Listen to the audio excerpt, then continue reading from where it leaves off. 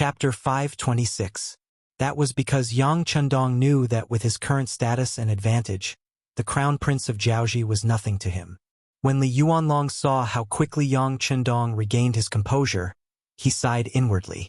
Yang Chundong was both young and extraordinary. He put aside his shock at Yang Chundong's youth and said with a smile, "As the ancients say, when two armies fight, they don't kill the envoys. Besides, I have no grievances with the Duke of Loyalty and Courage. What use is there for you to take this crown prince's head?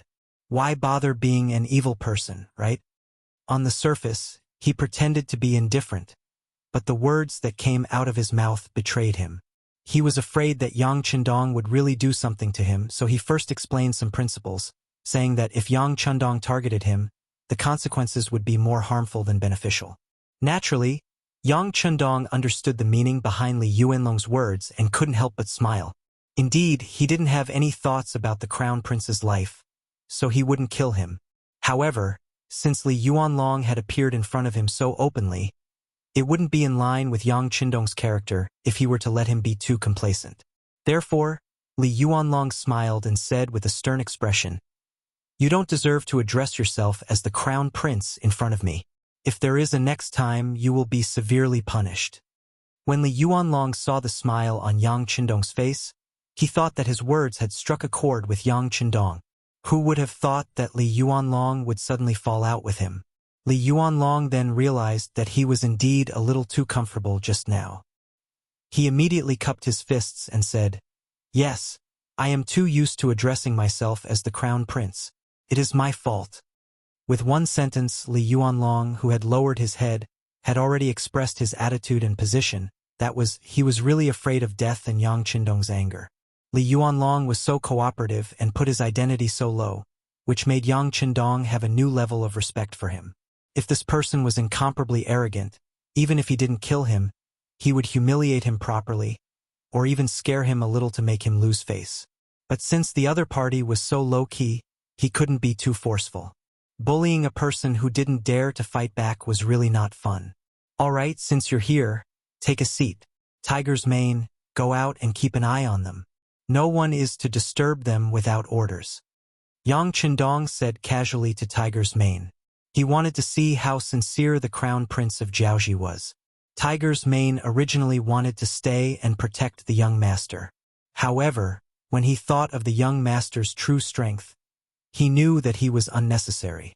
He immediately nodded and left. Perhaps it was because of his rebirth, but Yang Chundong had become familiar with his body.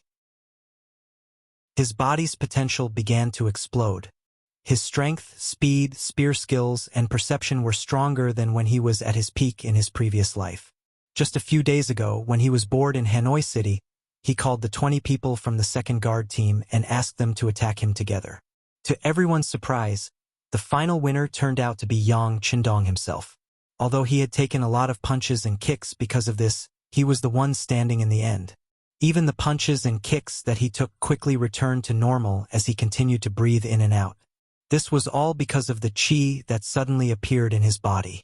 Yang Chundong didn't have any impression of how this qi was formed and when it appeared. Anyway, he knew that with this qi in his body, his strength had more than doubled. And this strength was still increasing. This time, he challenged the second guard team. Next time, he would challenge the first guard team. He wanted to see where his limit was. Tiger's Mane, who had been by Yang Chundong's side for a long time, was very clear about these things. The young master was so strong that he was even a little abnormal. What was so scary about leaving him and the crown prince of Jiaoji alone in the tent? It would be best if this person didn't have any bad intentions. Otherwise, he would really be in trouble. Tiger's Mane left without any hesitation. When only the two of them were left in the tent, Li Yuanlong stood up and bowed to Yang Chundong. He said, "Yuanlong thanks the Duke of Loyalty." This gratitude was naturally to thank Yang Chundong for saving his face. Otherwise, if there were outsiders present, it would be hard for him, the crown prince, to lower his head. "That's enough. There are no outsiders here. Why don't you tell me what you want?" Yang Chundong had no intention of building a relationship with Li Yuanlong. Although he was the crown prince of a country, in Yang Chundong's eyes, he was just a defeated general. Since he was a defeated general, his status naturally didn't matter. Phew! Li Yuanlong heaved a sigh of relief and sat back down on his chair. His mind quickly went through the main points of the negotiation. When he raised his head again, he opened his mouth and said, "Duke of loyalty and courage, the strength of the mercenary army is something that my father and I, as well as all of the Jiaoji officials, have witnessed clearly. We admit that if we were to fight, we would be no match for you.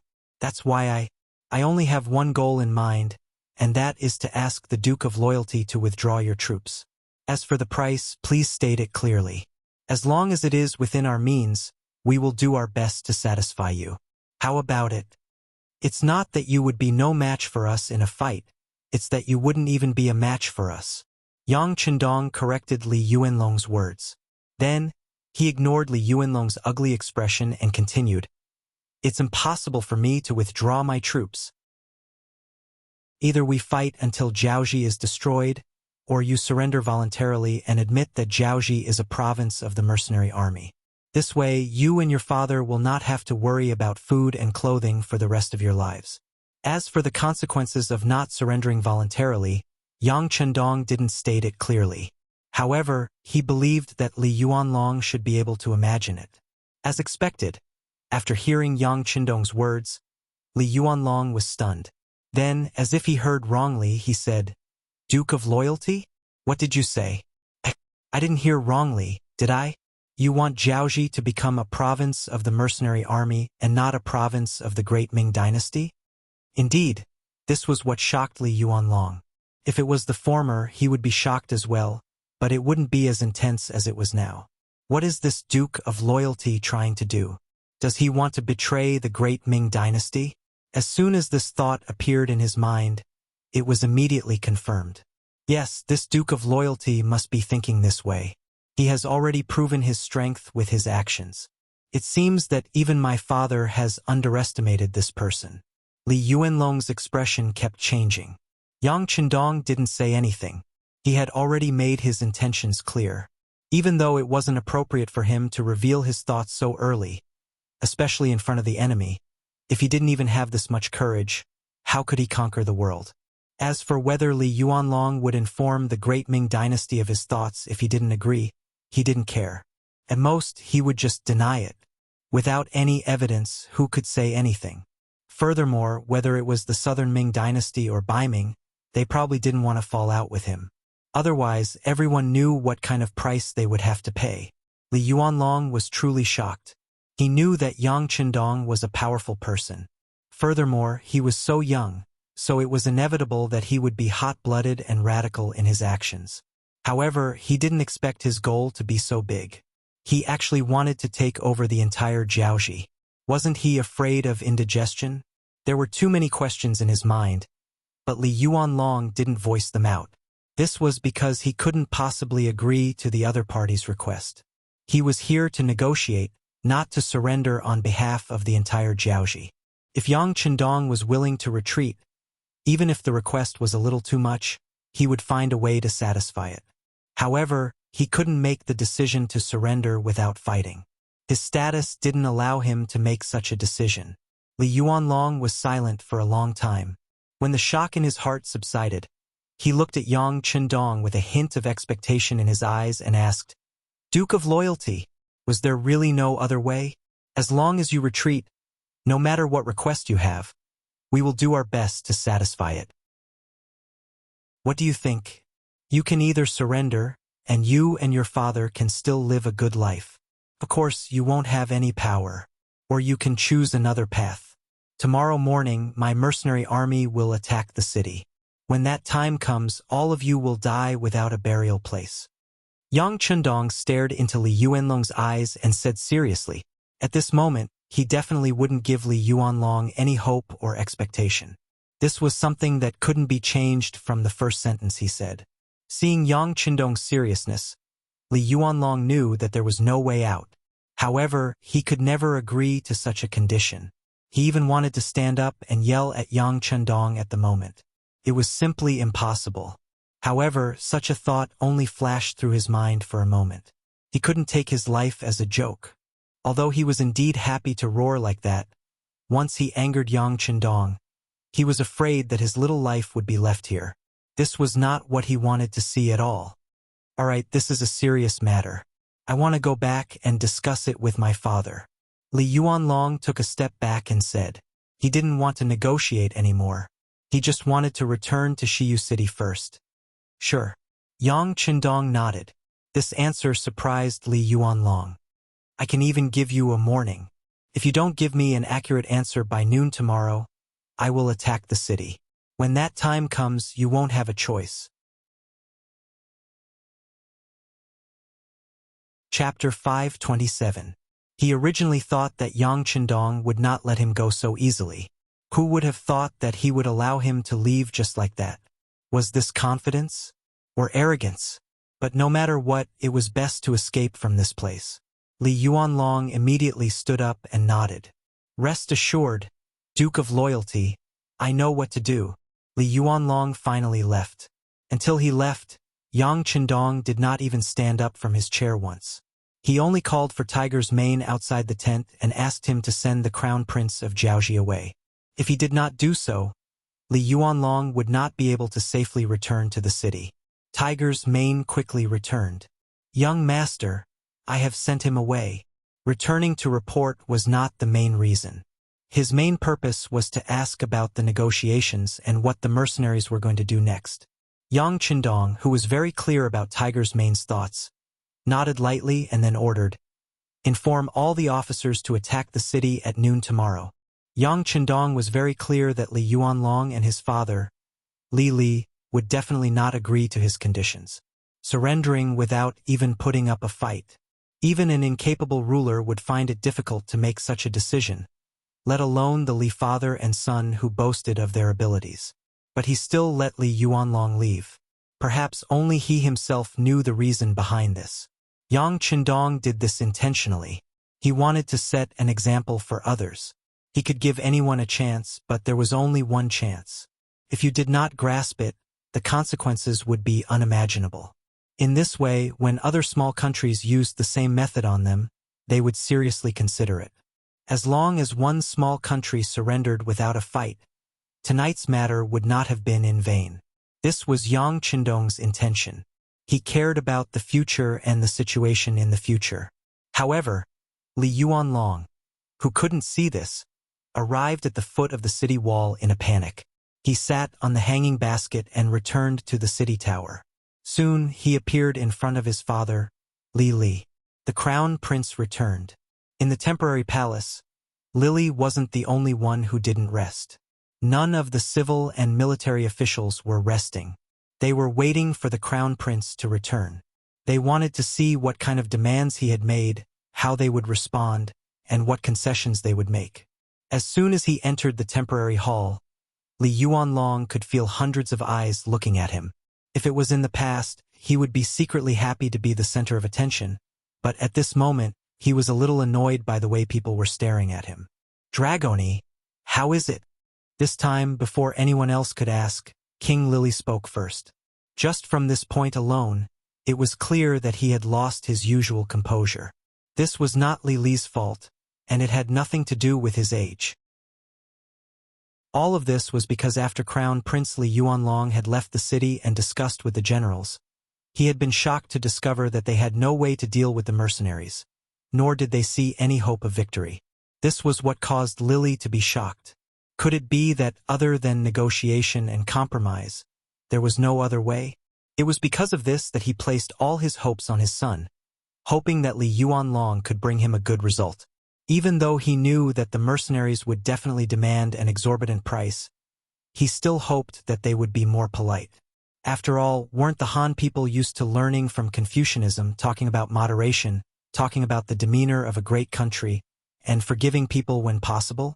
As long as you expressed your acceptance, you would usually receive their forgiveness. Perhaps it was because of this that, when the Han people were weak, so many people would stand up to bully them. Repaying evil with good. This was what the Han people were most willing to do. Often, doing this would bring them a good reputation. But did they not think about how to repay kindness? Of course, this was a bit off topic. When Li Yuanlong heard his father personally ask, he didn't know how to answer. He stood there for a long time without making a sound. Li Yuanlong's silence made King Lily very anxious. Dragoni, what is the situation?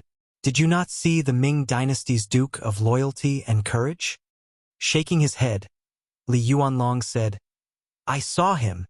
You saw him? Then what did he say? Lily let out a sigh of relief, but seeing that Li Yuanlong didn't say anything for a long time, he couldn't help but say anxiously, did he put forward some harsh conditions? What is going on? Say something. Not only was the king anxious, but the other officials were also anxious, waiting for Li Yuanlong's answer. First, he took a deep breath. Perhaps he also knew that some things were unavoidable. Rather than not saying anything and letting everyone guess, he might as well say it openly. Perhaps before there was no way out, everyone could still unleash their potential and defeat the mercenaries. This prince saw him, and he only made one request. In the following time, Li Yuanlong described the process of his meeting with Yang Chendong in detail. His memory was quite good, and he didn't miss anything. But because of this, these words had a great impact on everyone. Perhaps no one would have thought that the other party's appetite was so big.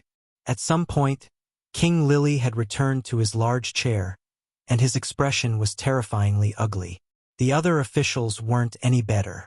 Apart from a few low-ranking officials who were still whispering and expressing their opinions, some of the more shrewd and capable officials were silent, standing there with gloomy expressions.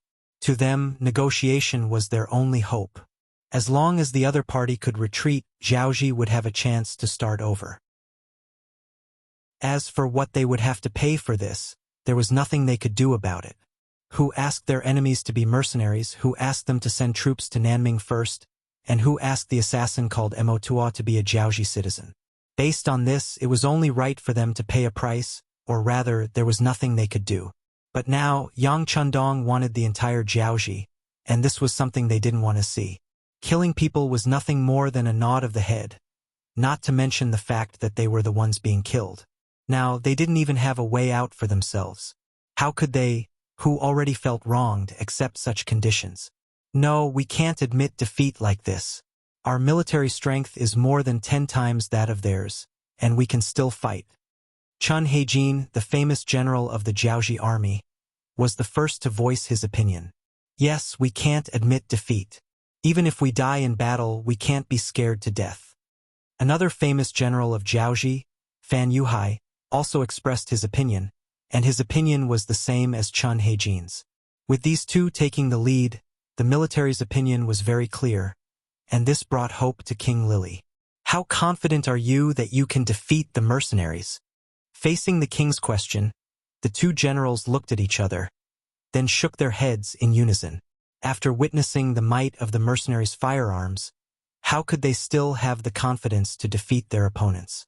Then, how confident are you that you can defend the city? Although Lily was a little disappointed, he knew that this wasn't the fault of the two generals. The mercenaries were just too strong, completely beyond the strength of this era. It was like when the Qing dynasty fought against the Eight-Nation Alliance. No matter how many soldiers you had, when cold weapons faced hot weapons, you had no chance of winning. I don't know, but we have to defend it. If we really can't, we can use people to fill in the gaps. If the Southern Ming Emperor's decree arrives earlier, perhaps things will turn for the better. Fan Yuhai shook his head. Then he gave everyone hope. That was, they still had outside help. Speaking of which, it was a little funny. This outside help was actually the Southern Ming regime that they had always regarded as their enemy, and they had taken advantage of them. This was something that couldn't be helped. If they didn't rely on the Southern Ming, Zhaoji wouldn't exist anymore. One had to know that this was different from when they submitted to the Great Ming. At that time, they only submitted on the surface, and at most, the Great Ming would send a few officials to hold down the fort. They still had full autonomy. If the time was right, it would be easy for them to revolt. However, if they surrendered to the mercenaries, their future would be uncertain.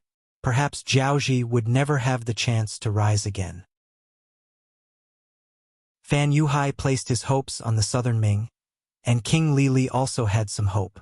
However, after thinking about it, it seemed that this was the only way. He could only helplessly say, All right, since that's the case, then prepare for war. Prepare the trebuchets in the city. Even if we can't hit them, we can at least use them as a deterrent. Also, when we fight, we must set up a powerful supervision team. Today's scene of the defeated army retreating must not happen again. Before the crown prince came back, when everyone talked about today's battle, they more or less felt that it was a pity. In their opinion, if the soldiers didn't fear death and continued to charge forward, they might be able to reach the mercenaries. If that was the case, they might be able to see the hope of victory. The king had made a decision, and that was to fight. Then, they would stall for time until the southern Ming emperor stopped the mercenaries. In order to achieve this goal, Li first took out his own 30,000 king's guards. Then, the crown prince also took out his 20,000 elite crown soldiers. Then, there were Chun Heijin's 25,000 black soldiers and Fan Yuhai's 20,000 elephant soldiers. Together, there were 100,000 elite soldiers. In addition, there were 100,000 regular soldiers. If they had to stall, they should be able to resist for a while. Chapter 528. The meeting lasted until late at night. Only then did the officials leave the temporary palace and head back to their temporary residences. It could be seen that every official who walked out of the palace had a dignified expression. But at the same time, there were some whose eyes flickered as if they were thinking about something. Among them, there was one whose face was gloomy all the way home. It wasn't until the door of the residence closed from the inside that he relaxed and sat down on the wooden chair in the study room with a plop. Then he slowly exhaled a long breath of air. He sat on the chair as if his body had fallen apart. Even the kerosene lamp in the study was slightly lit. This was a habit of his. He liked to think in the dark. But this time, a ghost-like voice appeared beside his ear. "Lord Chun, are you feeling very vexed? Who is it?" Lord Chun stood up as if there was a spring installed under his butt. His face was filled with panic. Then cold sweat dripped down his cheeks. It was no wonder he was so frightened. This was his residence, his study. It was the safest and most hidden place in his life. He was different from the other officials of Jiaoji. Most of them were outsiders. However, he was not. Chun Di was the imperial advisor of Jiaoji and also the magistrate of Shiyu City. After all, Shiyu City was his home ground. However, a stranger actually came in and out of this place that he thought was safe. His eyes were already used to the darkness. He saw a black shadow appear in front of him. There was no candlelight. This made the black shadow look even more sinister and mysterious. It was this feeling that made Lord Chun have goosebumps all over his body.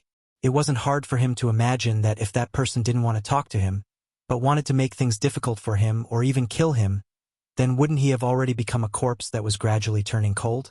Chun Di was so nervous. He looked like a hedgehog with spikes all over his body. It seemed like he would explode at any moment. The black shadow saw all of this. He chuckled. "Lord Chun, there's no need to make a fuss. I'm standing here talking to you in a friendly manner. I don't want to do anything to you. Isn't this already expressing my sincerity? Sincerity, my asterisk s." At this moment, Chun Di really wanted to curse in his heart. But in the end, he did not say it out loud. Just think about it. Since the other party is standing there, doesn't that mean that they have already thought about all kinds of reactions I will have? And if I were to scream now, what kind of consequences would it bring? Chun Di, who would never put himself in danger, forced himself to calm down. In order to ease his nervousness and the fear in his heart, he purposely used words to calm the other party down. "Who are you? Why would he appear here? Could it be that you're not afraid that if I casually shout, the guards in the mansion will kill you?" No, no, no. Although he kept denying it, he was not nervous at all. The black shadow said, "Lord Chun is a smart man. Since he is smart, he will not seek death for no reason. Am I right?" Hiss. Chun Di sucked in a breath of cold air and sighed in his heart. Sure enough, the other party already has the idea of killing me. Otherwise, he wouldn't make such a threat. If he wasn't prepared, he wouldn't be so relaxed. He lamented in his heart that he was still smart enough not to scream out loud. But at the same time, he had some guesses about the identity of the person who came. Someone would suddenly appear in front of him when the mansion was under siege. It seemed that he could guess who sent this person even if he used his toes to think. You're a loyal man? Impressive. Lord Chen is indeed Lord Chen. You're also the smartest person in the Chen family. You guessed my identity so quickly. I wonder if you're interested in my arrival? The Black Shadow chuckled. His tone was full of admiration. That shouldn't be a problem, right? Who else could appear here at this moment other than you all? I'm just curious. This is my mansion. I've been running this place for many years. Those who can get close to this study are all people I trust. So why are you here? Do you mind telling me who's secretly helping you? Chindi seemed to be curious, but in fact he was testing the Black Shadow. It seemed that he wanted to get the answer he wanted from the Black Shadow. Haha! Another chuckle was heard. The Black Shadow continued, All right, Lord Chun. You're a smart person, but don't think that others are fools. Do you think that I would casually reveal such a secret? Of course, you can understand it as money makes the world go round. Some people seem sincere, but it's only because they don't have enough bargaining chips to betray you. After all, as long as you have money, there are very few people and things in this world that can be rejected. Don't you agree? Chindi was speechless. Indeed, in this world, although money wasn't everything, it was still very useful in some things. For example, if you bribed your subordinates, some people would still betray you even if you used money. After all, Jiaoji was considered a feudal dynasty. In such a dynasty, people were divided into classes. Since there were classes, there would be unfairness. Some people had more money and power, while others had less. For those who had very little, when a large sum of money appeared, how many people would be able to refuse it? Knowing that there was no point in dwelling on this matter, Chindi adjusted his mood and said, All right, I won't ask this question. But since you suddenly appeared here, and in such a manner, I'm sure you have something that you need my help with. If that's the case, you may speak. Of course, I still want to remind you that before you speak, it's best to assess the situation in front of you. If your request is too excessive, I only need to shout outside and countless people will immediately rush in to take your life. Even at this time, Chindi still didn't forget to threaten the other party. Or rather, he wanted to take the initiative in this matter. It had to be said that he was indeed a smart person. At least he knew how to use his advantage to do things. Unfortunately, this time, Chun-Di was facing the Security Bureau's External Affairs team leader, Yunk. This person was highly valued by Deputy Director Yang Chendong. At the same time, Yang Chendong had met him many times in private and even instructed him to teach many things. He wouldn't take such a threat seriously at all. As a member of the Security Bureau, they had always believed in a maxim, that is, wealth comes from danger. Many times, in order to complete a task, not only did they need to do a lot of foreshadowing before doing it, but they also needed to risk their lives at the last moment. Putting themselves in danger, going into the tiger's den, going to the tiger's den, and so on, these were all necessary experiences. For these senior agents of the Security Bureau who had long disregarded life and death and only had tasks and missions in their eyes, they weren't even afraid of death. So why would they be afraid of Chun-Di's verbal threats? What's more, if Chun-Di really shouted here, the first one to die would be the one who shouted. Therefore, in the face of Chun-Di's obviously weak voice, Yunk continued to laugh and said, No, I said before that Master Chun is a smart person. You won't do such meaningless things. The most important thing is that if you shout, you will lose your life first, right? And there's no point in doing so. If you die, perhaps many people will be secretly happy. It will even be a shame for the entire Chin family. After all, who knows if we're fighting among ourselves because of the unequal sharing? After Yunk completely pointed out the matter, Chun-Di's face became very ugly. He suddenly realized that the other party was a devil. The other party had already thought of everything. Compared to him, who was suddenly faced with such a predicament, there were too many factors that he didn't consider. Just as Yunk said, Chun-Di might not be afraid of death and could even shout loudly to attract the servants in the mansion. But in this way, not only would he die, but he might also die in a very stupid way. If others really thought that he was colluding with a foreign country and died because of the unequal sharing, wouldn't it cause trouble for the entire Chen family? Chen family was the second largest surname in Jiaoji, second only to Yuan family. They were even stronger than the current Li family of the king. But unfortunately, 10 years ago, Chen Heijin had a disagreement with the family and announced his departure from the Qin family, and had begun to decline. Although he still had some influence among the civil officials, and it couldn't even be considered small. But there wasn't a single person in the military who could make a move. If a family could only control some public opinion and didn't have an effective military to support them, one could imagine how many restrictions they would face when doing things. Take Qin Di, for example. Although he had some ability, was quite smart, and had the position of a court official, he could only be confined to this small piece of land in Shiyu City. This was the disadvantage of not having military power. Without anyone to support him, his words carried less and less weight. The entire Qin family's status in society became lower and lower, to the point that they were about to fall from being the second largest family. When that time came, there would be many people who would be willing to step on them. At that time, it would be the greatest test for the entire Qin family. Fortunately, a war suddenly broke out, and then the mercenaries came. After that, some of the actions against the Chen family disappeared. Of course, this didn't mean that those people had given up on the idea of sharing the benefits of the Qin family. Instead, when an even greater enemy appeared, everyone automatically ignored their threat and existence. Chapter 529. From a certain point of view, the appearance of the mercenaries had temporarily saved the Chen clan. At the very least, it gave them a chance to deal with the situation. Of course, if the mercenaries retreated, then it wouldn't be long before the Chen clan would still face heavy pressure and danger.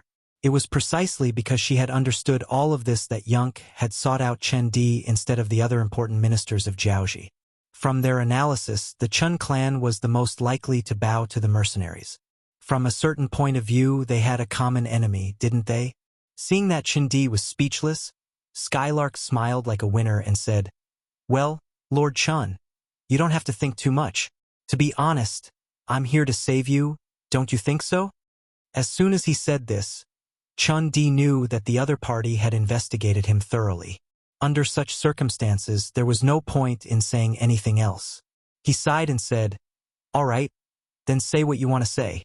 Let's see if I can do it." Yonk knew that Chen Di had come to the main topic. "It's very simple.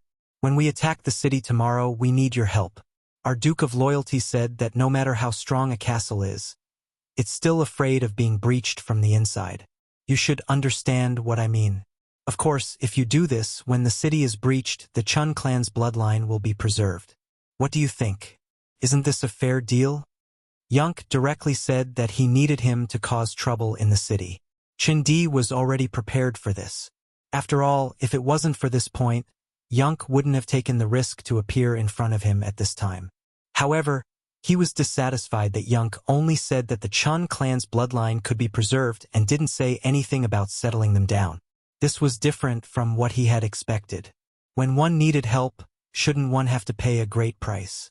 A simple sentence like this, asking him to betray Jiaoji for the Chen clan's survival, was clearly a little too low of a bargaining chip. Therefore, he continued to argue, "Isn't this a little unfair? I have to take such a huge risk, and even be cursed by the people of the world, and all I get in return is to stay alive. This, of course, you won't just be alive. You can also form an army of 10,000. Of course, this army can be led by your Qin family, but when something happens, you still have to listen to the mercenaries. Yes, this is already the greatest concession we can make. You should know that with the powerful firepower of the mercenaries, even if you don't do this, Shiyu City will still be destroyed. At that time, the Chen clan won't even be able to survive. This isn't something Lord Chen wants to see, right?" Chen Di originally wanted to have a good talk, but when he heard about the powerful firepower of the mercenaries, his whole face turned ugly. Then he thought about how powerful the enemy they were facing this time was. "Even if I don't contribute, it's only a matter of time before Shiyu City falls. When that time comes, will he blame himself for giving up the opportunity in front of him?" Once his clansmen knew that there was a chance of survival in front of them, But he didn't fight for it. Those people would definitely tear him apart. This was not a fair negotiation to begin with. Chen Di had too few chips in his hands. In the face of Yun Kei's threats and temptations, he quickly surrendered and had no choice but to agree to the other party's request. As for whether this would be dangerous or not, haha, what kind of joke was this? If the city fell, would he not be in danger? Not to mention, if Chen Di didn't agree, he would probably die tonight. The night continued, but some people's mentality had already changed. After agreeing to Yun Kei's request, the two of them began to discuss the next day's battle. It was easy to imagine that with such a malignant tumor in the Jiaoji kingdom, which was already riddled with holes, the speed at which it fell apart would only become faster. The sky would eventually brighten. When time slowly passed and the Grand Supreme also hung up in the sky, a war that would destroy the kingdom was slowly unfolding. The weather today was good. The drizzle from before had long disappeared. The sun hung high in the sky, giving people a feeling of being roasted. It was as if it would make people sweat unknowingly. Of course, whether the sweat was really because of the hot weather or because of fear and nervousness depended on one's perspective. It was almost noon, but there was still no movement from the Jiaoji army in Shiyu City. This seemed to indicate their attitude. Yang Chendong, who was already mentally prepared, first ordered the army to start cooking. After lunch, when there was still 15 minutes to noon, the mercenaries started to move. They slowly approached the East Gate Tower of Shiyu City. About 3 li outside the East Gate of Shiyu City, a huge dying temple made up of about 5,000 heads was standing there. This was left behind by the Jiaoji soldiers in yesterday's battle. They left behind 6,000 to 7,000 corpses. Among them, other than a few who were shot in the vitals and had their heads smashed, the rest of the dead soldiers' heads were collected and piled up into this capital. 5,000 heads piled up was already a very majestic sight. In addition, the materials were still very fresh. From time to time, fresh blood would flow out from the heads. From afar, it gave people a very terrifying feeling. This was Yang Chendong's psychological tactic. Furthermore, it was the Jiaoji man named Mo Tuo who tried to assassinate him. No matter what he did now, no one would be able to say anything about it. There was a saying, "The greater good is on his side." Although the capital was terrifying, it was only a method to affect the morale of the enemy. In order to win on the battlefield, one had to rely on strong military strength. In this aspect, the mercenaries were naturally strong. Just like now, at the front of the troops outside the city was naturally the main force of the Lung Feng's 3rd Battalion. There were 4 battalions of 400 Lung Feng soldiers wielding the 95 style. To his left and right were 7 auxiliary battalions. 2,800 soldiers in camouflage uniforms without any military ranks held Type 81 rifles in their hands. They were like lions trying to catch a rabbit, ready to pounce at any moment. Behind the auxiliary battalions were 18,000 Jiaoji mercenaries. They were all wearing the Jiaoji army uniform. The only difference was that each of them had a white towel of the same color on their right arm. This was used to differentiate them from the Jiaoji soldiers in the city. Behind the Jiaoji mercenaries were the 7 auxiliary battalions. Each of them held a steel blade or a spear in their hands. Their movements were uniform. Their existence was to tie up the loose ends and prevent the Jiaoji mercenaries from betraying them. Although anyone with a discerning eye could see that Jiaoji was on the losing side, anything could happen before a conclusion was reached. One shouldn't have the intention to harm others, but one should always be wary of others. Behind the 3,000 temporary auxiliary soldiers, there were many figures in military green camouflage uniforms. There weren't many of them, only 100 or so. However, those who were familiar with the mercenaries knew that this was the core of the troop. In fact, this was also where Yang Chendong was at.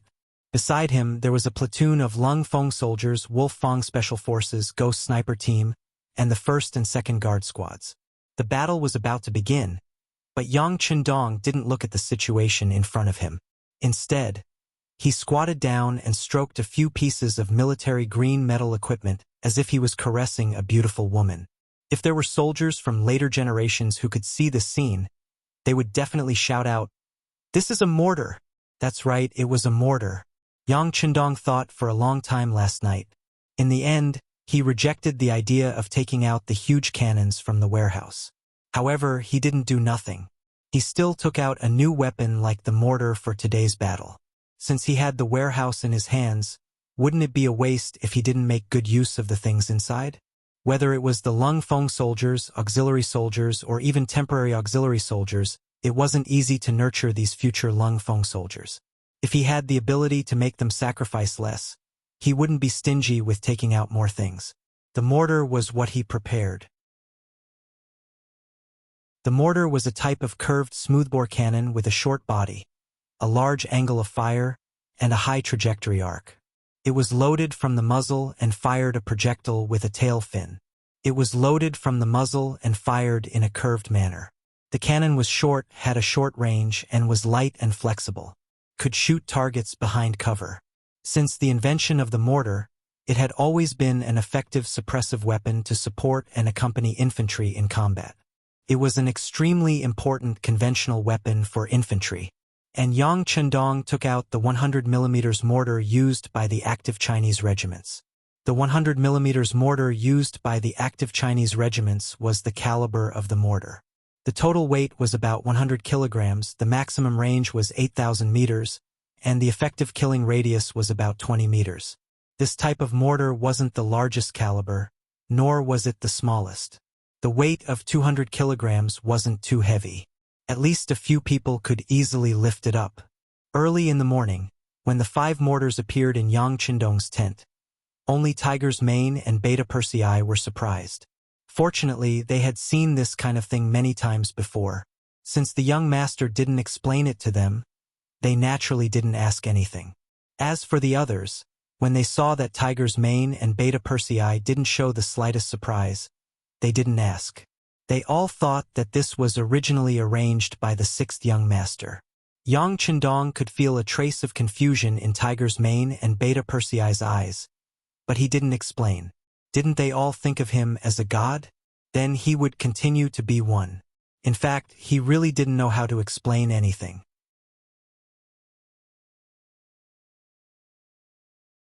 Chapter 530. It was getting closer and closer to noon. The east gate of the west side of the city was tightly shut. It was as though they would not budge no matter what happened.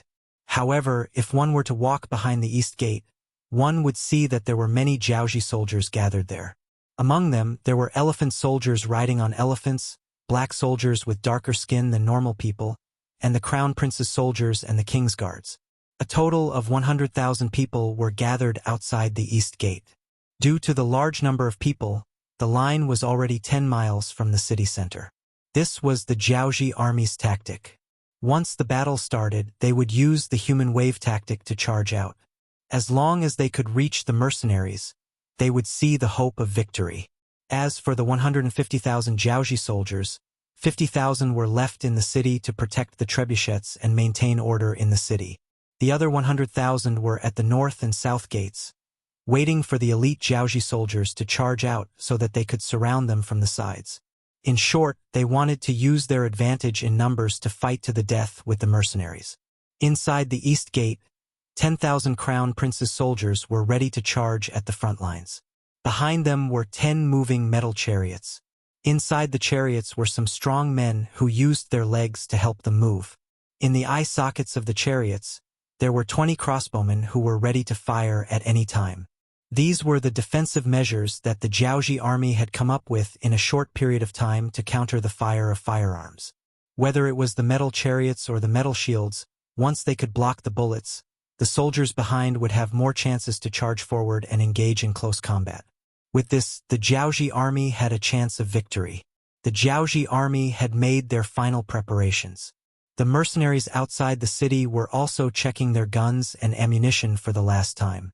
Compared to the nervous Jiaoji soldiers in the city, they were more excited. This was a battle that could wipe out a nation. The 6th young master was watching them from behind. Every soldier had a chance to perform.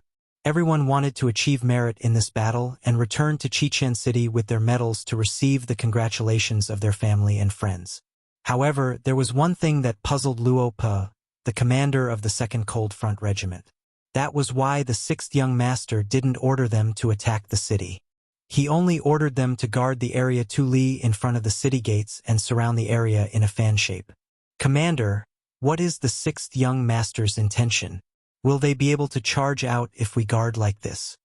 3rd Battalion Commander Kong Chuanxin came to Luo Po's side and asked in confusion. Clearly, he was also confused about the formation. Of course, Luo Po would not say that he did not know how the 6th young master arranged it. As a superior, he glared at Kong Chuanxin and said, "Return to your commanding position. Do you need me to say more about obeying orders?" Kong Chuanxin reluctantly returned to his position after being given the cold shoulder. He raised his head and looked at the sky. He seemed to be looking at the sun to see if it was noon. Just as he was about to do that, a few huge flames streaked across his pupils. He swore that the flames instantly attracted all his attention. His gaze moved instinctively and he saw the flames falling in an arc into Shiyu City. Then, a series of loud noises that made him feel stupefied and the entire earth trembled. Boom, boom, boom, boom, boom. The power of the mortars was on full display at this moment, especially when those cannonballs fell into the predetermined coordinates, which was the east side of the city. The lethality and destructive power it brought was very shocking. The streets and alleys were filled with elite Jiaoji soldiers.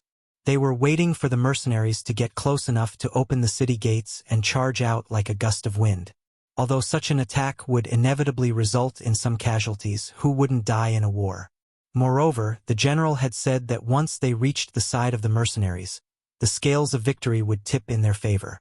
The general also said that no matter who it was, as long as they managed to snatch an advanced firearm from the mercenaries, they would be able to exchange it for 200 taels of silver. 200 taels of silver. Compared to the Jiaoji soldiers who only received 2 taels of silver a month, that was equivalent to 10 years of their income. How could such a reward not excite them? Some of the more impatient ones couldn't resist the urge to open the city gates and charge out. The saying, "A man will die for wealth," was vividly displayed at this moment. This was also the reason why there were so many Jiaoji soldiers at the East Gate, yet there wasn't any chaos. There weren't any fights between soldiers either. Perhaps everyone's attention was focused outside the city, on the battlefield, thinking of ways to earn more money. Who would be willing to cause more trouble? It was precisely because these people were gathered together that when the mortar shells landed in the eastern part of the city, the destructive power and lethality caused by them was extremely shocking. Many of the soldiers didn't raise their heads to look, so they naturally didn't know where the cannonballs would land. Of course, even if they looked, they wouldn't know where the safest place was either. Based on the speed of sound, the whistling sound was heard first. Then, in less than a second, the cannonballs that were powerful enough to deafen and incinerate people landed on the ground, displaying their formidable might. Every time the cannonballs landed, the area within 30 meters around them would become the most dangerous zone. This was especially so when the cannonballs landed within a radius of 3 meters around them. A huge crater was formed. Regardless of who it was or what it was, they would instantly be reduced to charcoal. Then there was the area of 10 meters around them. Anyone who stood in this area would be instantly dismembered.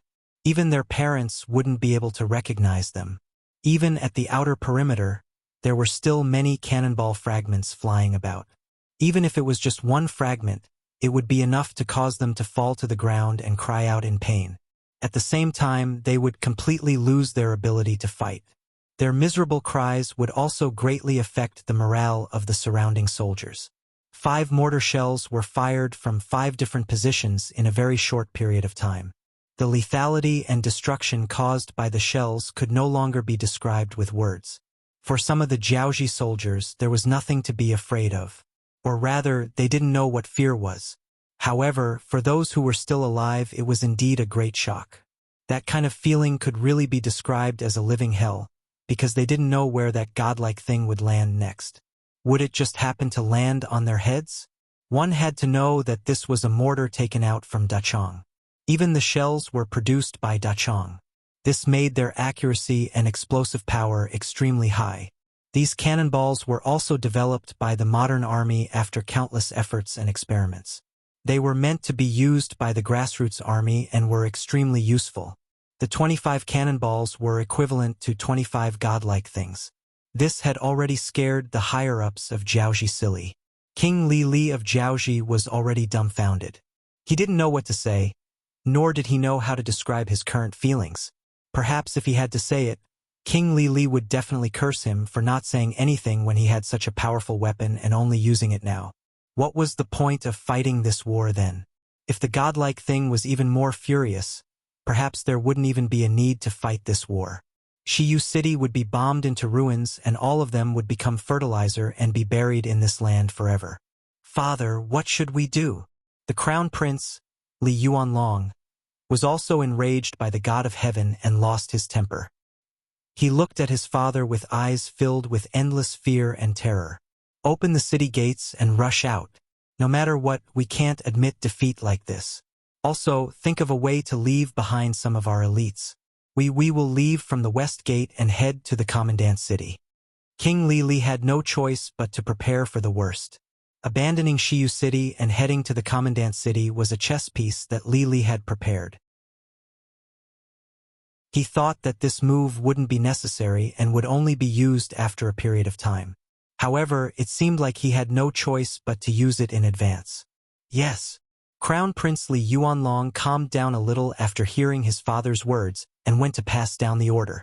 Outside Shiyu City, the mercenaries were also shocked by the power of the mortar. In fact, it wasn't the first time some of them had seen the power of a cannon.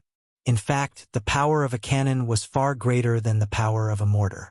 However, because they hadn't received any news previously, they were shocked by this sudden change. Look, the city gates are open. The Jiaozhi soldiers are about to rush out. It was unknown which Lung Feng suddenly shouted, drawing everyone's attention to him. As the commander of the 2nd Regiment, Luo Po's ears were still buzzing. No matter what, the fact that he was able to take on the role of a regiment commander was enough to prove his high mental fortitude. Therefore, when he saw that the city gate was opened from the inside, he began to shout loudly. At the same time, he also gave an order, "Everyone, get ready. Our chance to shine is here. Check your guns and prepare grenades."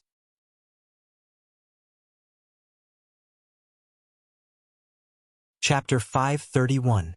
The order was passed down one by one.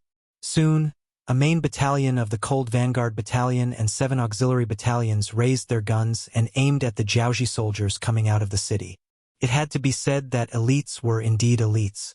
Regardless of whether it was the Crown Prince's guards holding shields or the King's guards moving out of the city, they did not panic as they exited the city. It was as though the cannon fire did not affect them too much. That was the truth. The cannon fire landed on the east side of the city. As the guards at the city gate, they were not affected much, but the sound of the explosion was slightly louder. They were not affected too much, so the moment they walked out of the city, they appeared to be in an orderly manner. In fact, there was even a dignified aura that was revealed. They want to use their shields and carts to defend against our firearms?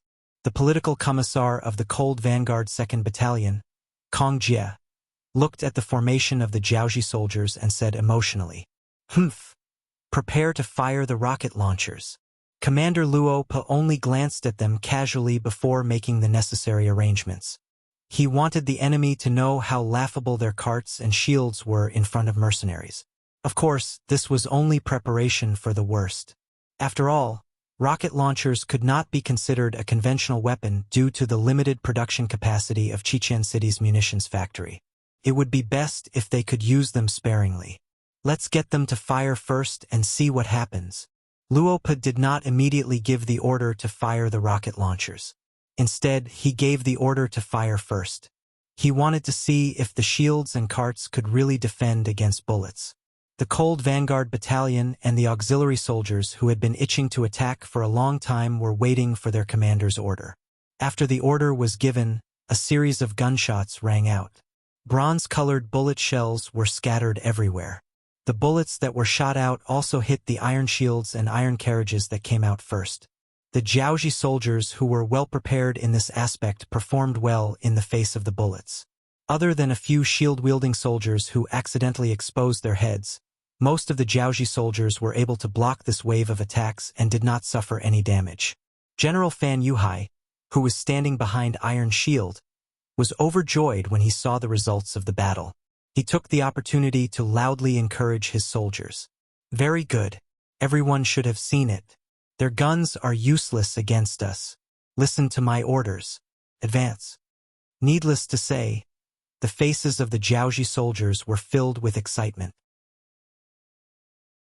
They were still worried that their shields wouldn't be able to withstand the seemingly omnipotent muskets, but after seeing that their shields were actually effective, the soldiers' morale was boosted, and following a loud yell, their footsteps seemed to have become a lot more relaxed. With these shield soldiers and metal chariots blocking the front, more and more Jiaoji elites charged out from the city. They moved forward slowly while preparing for a full-scale assault. The shields were made of pure pig iron, and their thickness of nearly 10 centimeters made them impervious to long-range bullets. However, at the same time, it also increased the weight of the shields, causing their movement speed to become extremely slow. Even so, they continued to work hard. At least they saw the hope of success. Sure enough, it can block bullets, Wang Yao said.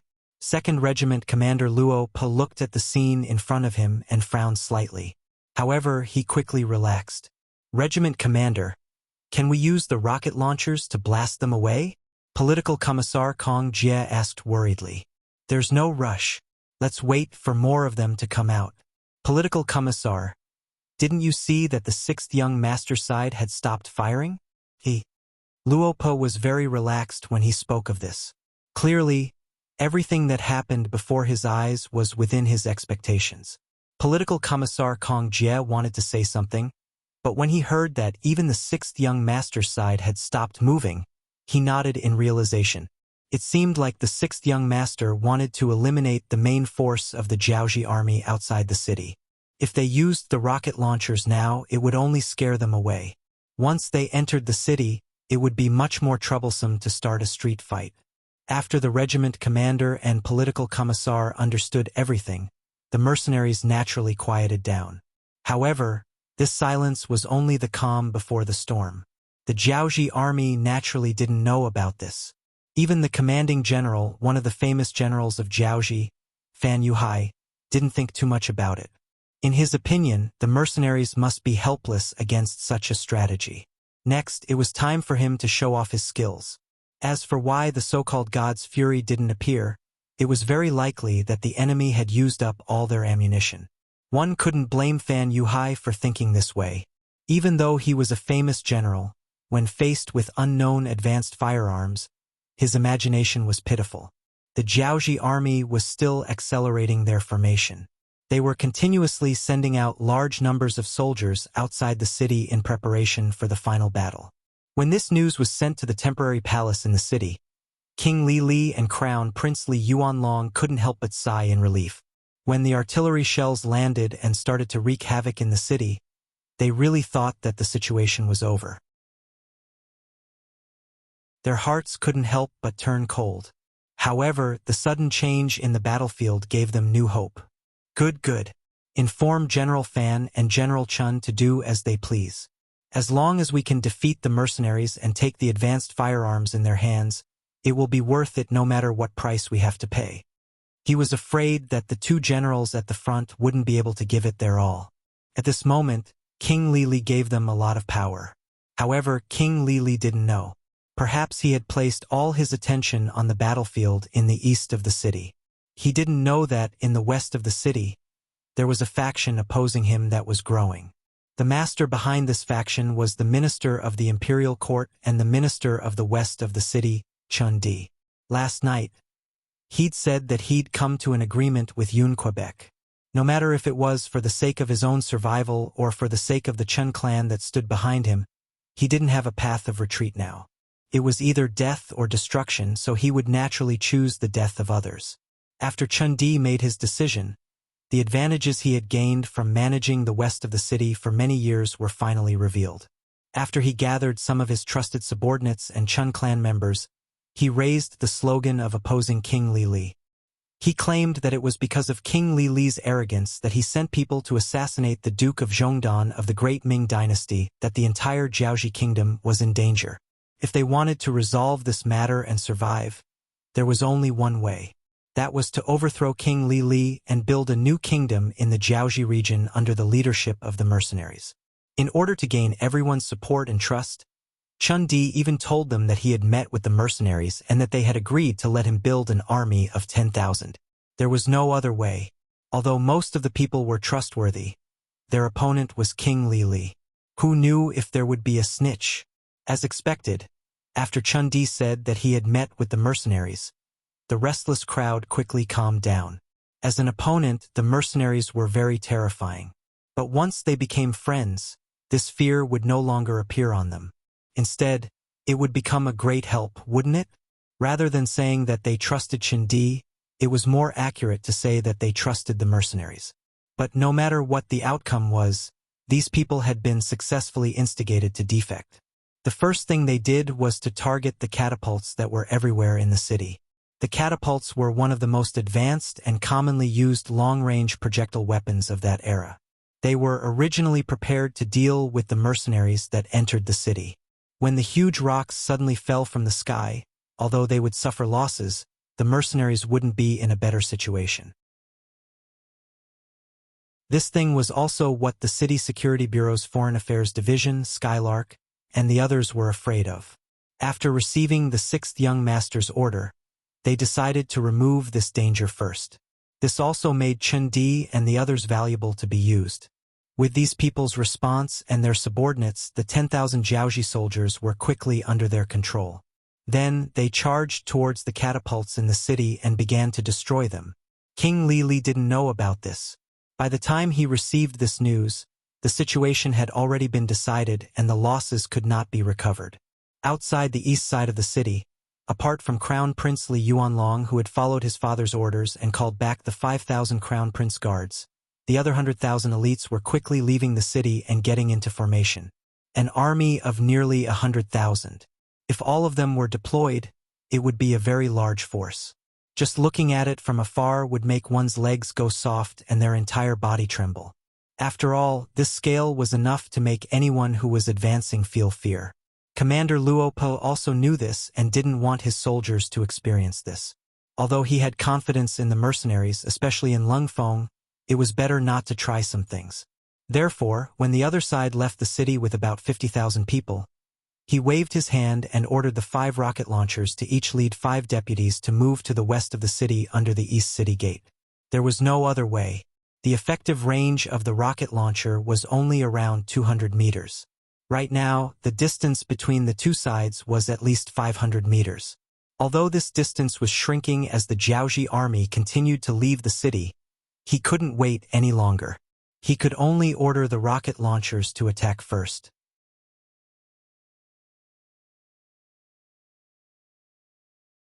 Chapter 532. A total of 30 people left the group and charged forward. This scene was witnessed by the commander of the Jiaoxi army, General Fan Yuhai. Although he did not know what these people were doing, his instincts told him that they were up to no good. However, even though he knew this, he did not have any better ideas. After all, the movement speed of the Iron Shield soldiers was too slow. If he sent other people to charge forward, they would be met with countless musket fire. It was no different from seeking death. The only thing he could do now was to wait and see what the other side was going to do. Of course, if the other side really rushed to 100 meters away from him, then the crossbowmen in the iron carriage would be able to play their role. Those crossbows had been heavily modified and could shoot up to 130 meters away. Within this distance, they were the kings of existence. Obviously, the rocket launchers had a range of 200 meters, so they definitely wouldn't rush into the range of 130 meters. When the distance reached 180 meters, they took the initiative to stop. Then, they put the rocket launchers on their shoulders and prepared to fire the rocket launchers. What are they doing? Seeing this scene, the Jiaoxi soldiers could not help but stop in their tracks. Even the Iron Shield soldiers and Iron Chariot soldiers did the same. Before figuring out the enemy's goal, no one would foolishly charge forward. Under everyone's gaze, the 5 soldiers with the rocket launchers launched their unique attack. Boom, boom, boom, boom, boom. 5 strong lights flashed, and in less than 2 seconds, they were accompanied by a series of loud rumbling sounds. In the front row of the Jiaoji army, the Iron Shield soldiers were engulfed by the powerful force of the rocket launchers and fell to the ground. Even 2 out of the 10 iron chariots were hit. The instantaneous high temperature and the aftermath of the explosion turned the iron chariots into fiery red chariots. The Jiaoji soldiers inside were turned into roasted ducks. No! Seeing how powerful the rocket launcher was, Fan Yuhai, who was hiding behind the Iron Shield soldier, screamed in pain. As if to prove his cry, a series of gunshots were heard. The Jiaoji soldiers who were not protected by the Iron Shield soldiers became the targets of the mercenaries. As the bullets flew, the Jiaoji soldiers fell to the ground one after another. Boom, boom, boom, boom, boom. Another wave of rocket launchers was launched, and the shield-wielding soldiers were sent flying into the air. 2 more armored vehicles were hit and turned into scrap metal. More and more Jiaoji soldiers were exposed and became the targets of the mercenaries. Every moment, every breath, every second, the Jiaoji soldiers would lose their lives. The scales of victory on the battlefield seemed to be tilting in their favor. All troops, attack! Fan Yuhai, who was protected by a group of personal guards, saw more and more soldiers being shot. He knew that if he continued to wait, the morale of the army would crumble and they would definitely lose the battle. Thus, he directly gave the order for the entire army to charge. Fortunately, there was only a distance of 500 meters between the 2 sides. As long as they were fast enough, there was still a chance for them to reach the mercenaries. If that was the case, the situation would very likely develop in their favor. Retreat! Seeing that the Jiaoji soldiers had launched their attack, the rocket launchers who originally wanted to continue the fight hurriedly retreated. They formed a group of 6. After countless rounds of training, the speed of their retreat was so fast that the pursuing Jiaoji soldiers could only look on in the dust. Furthermore, if they wanted to continue the pursuit, they would have to face the rain of bullets. Yes, it was a rain of bullets. If Yang Chundong knew that the Jiaoji army would send out a large number of soldiers, he would have prepared 9 squad machine guns for the 3rd Battalion of Lengfeng. On average, each squad would have 1 machine gun. He also prepared 3 rounds of bullets in order to prevent the Jiaoji soldiers from suddenly charging forward. As such, the soldiers of the Jiaoji army surged forward like a tidal wave, and what welcomed them was a torrent of bullets. When the squad machine guns fired at a rate of nearly 1,000 bullets per minute, the charging Jiaoji soldiers fell to the ground in droves. This attack greatly suppressed the momentum of the Jiaoji soldiers charging forward. No one was unafraid of death. So what if they were elite soldiers? With the help of the squad machine guns, the charging momentum of the Jiaoji soldiers was greatly suppressed. This caused the 2 generals, Fan Yuhai and Chen Heijin, to have a pained expression. Chen Heijin's eyes were filled with tears when he saw his elite black soldiers charge forward crazily and fall to the ground one by one, unable to stand up again. These black soldiers were the elites that he had accumulated over many years in the army. With them, he was able to achieve what he wanted. It was only because of them that the Jiaoji army dared to go against the Southern Ming Empire and even interfere with their internal affairs. But now, under such a large number of deaths, how could Chen Heijin, as a general, not feel heartache? Get me an elephant. I want to go into battle personally. He could not watch the deaths in his hands. More importantly, he could not even get within 200 meters of the enemy. At this moment, Chen Heijin was furious. Not only that, he even made the decision to go into battle personally. General. Naturally, some of Chen Heijin's personal guards wanted to stop him. However, Chen Heijin, who was in a killing frenzy, would not listen to his subordinates' advice. He shook his head and walked towards an elephant. 20,000 war elephants.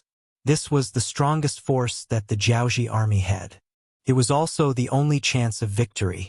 After all, elephants had thick skin and flesh. Perhaps they were the only ones that could ignore the bullets and charge into the mercenary camp. Chen Heijin climbed onto the back of the elephant. He had already placed a chain around it to ensure that it would not fall off if it moved. Then, he waved the long sword in his hand and shouted the word, "Kill." Chun Heijin led 20,000 elephant soldiers and tens of thousands of black soldiers in a suicidal charge.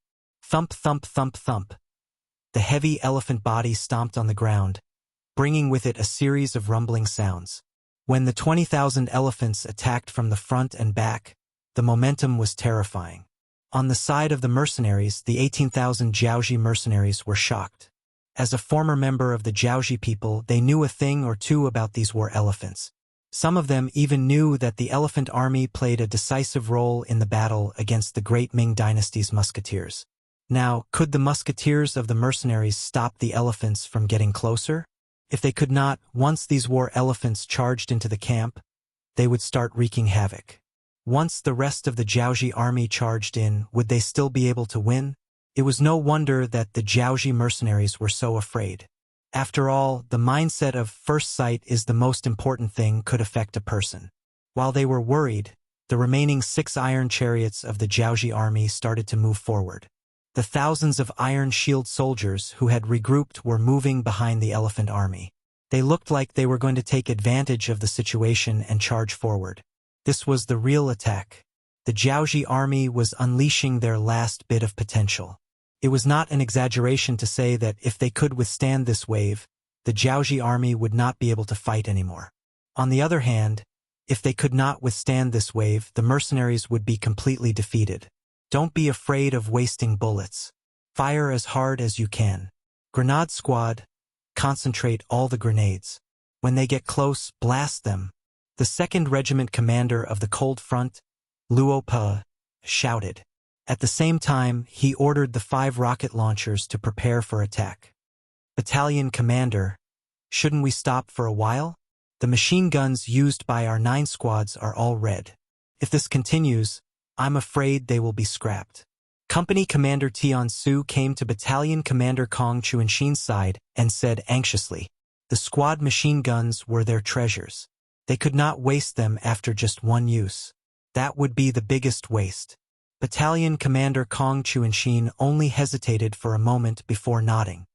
All right, since that is the case, let's rest the machine guns first.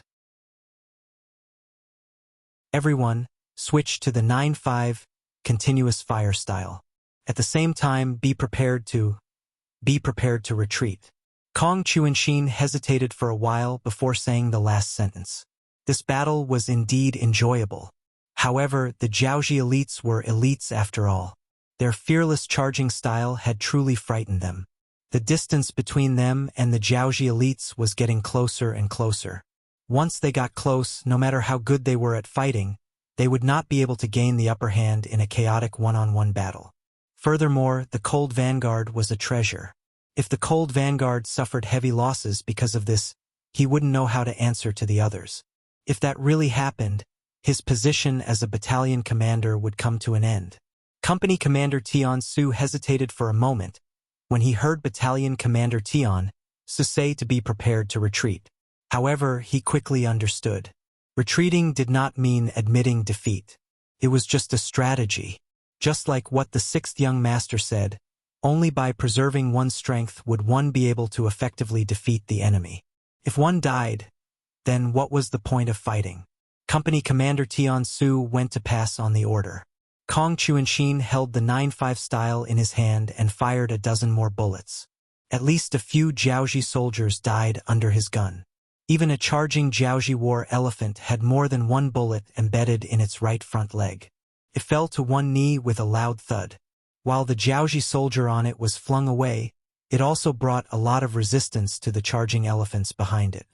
However, only a small number of elephants fell to the ground.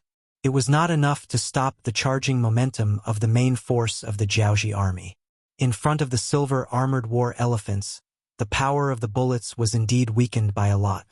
Especially after the number of war elephants reached tens of thousands, the pressure on the mercenaries who only had a little more than 3,000 soldiers with firearms obviously increased.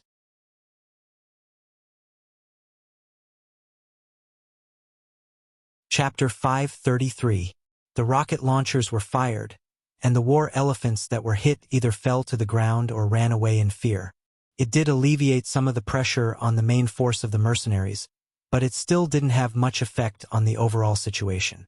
In the rear, Tiger's Mane put down the binoculars in his hand and said to Yang Chundong worriedly, "Young master, the soldiers in front are under a lot of pressure." "Yes, they are under a lot of pressure. But when there is pressure, there is motivation, so that these boys don't have their noses up in the sky every day. They look like they are the boss, the second boss, and the third boss." Yang Chundong said this with a smile. Seeing that the young master could still talk and laugh here, Tiger's Mane couldn't help but breathe a sigh of relief. It seemed that the young master had a way to turn the situation around. Okay. Sure enough, when he saw that the war elephants were less than 150 meters away from the cold front, Yang Chundong finally stopped joking. Instead, he said to the first and second guards who were still standing in front of the 5 mortars, "Prepare to fire. Adjust the distance to 50 meters behind the war elephants." Although when the distance was close, the mercenaries still had a wave of grenades in their hands to attack. But if the opponent was only a few hundred war elephants, they could give it a try, but against 20,000, it was a bit insufficient. And if the war elephants really rushed into the mercenaries' team, the consequences would be unimaginable, and it was not something that Yang Chundong wanted to see. The first and second guards, who had been waiting anxiously, immediately began to operate the mortars. They even had a competition to see who could hit more accurately. In this regard, Yang Chundong naturally crossed his arms and watched the battle from the side. He had already taught the key points of operation to them, and it turned out that these team members also learned very quickly, which made him very relieved. The result of his relief was that when the mortar shells were fired again, they landed on the spot that Yang Chundong pointed out, and then fell into the elephant herd, sending countless elephants flying. The powerful shells were not comparable to rocket launchers, and the direct result was that the elephant herd was in chaos. After all, they were animals, not humans. Although they had all been trained, under the stimulation of the thunderous sound and the fiery light, these war elephants revealed their instincts and began to run in all directions.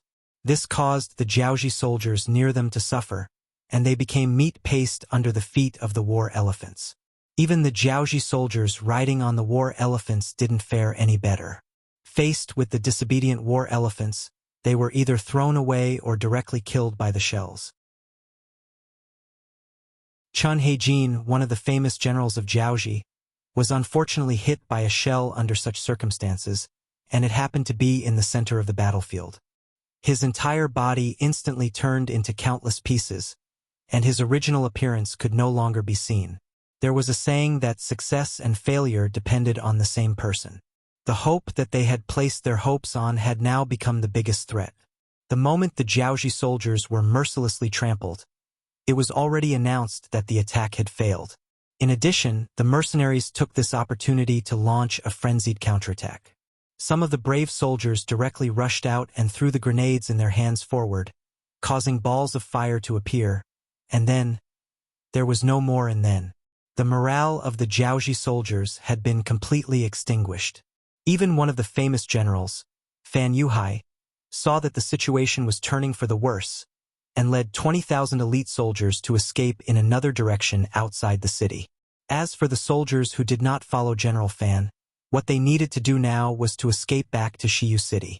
It seemed that this was the only way to ensure their safety. However, at a time like this, where could there be a safe place? It was the same in Shiyu City.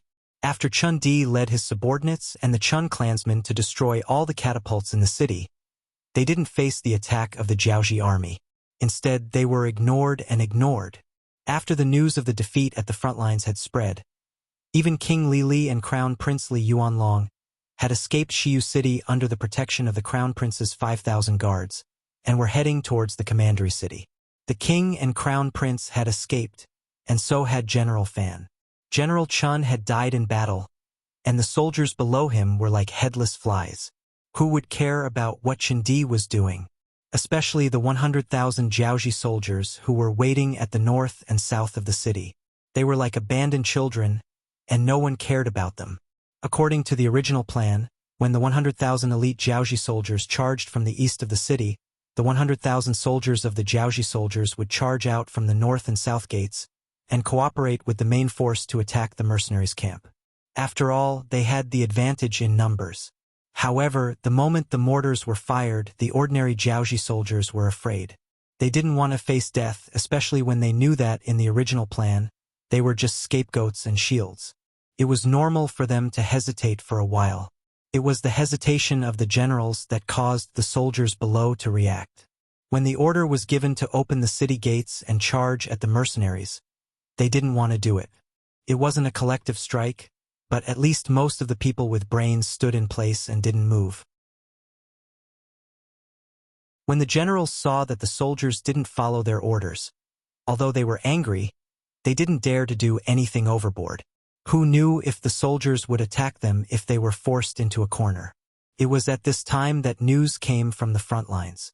The main elite force had been defeated, the king and the crown prince had fled, and the catapults that had been placed all over the city in preparation for street battles had been destroyed by Chun Di, Magistrate Chun.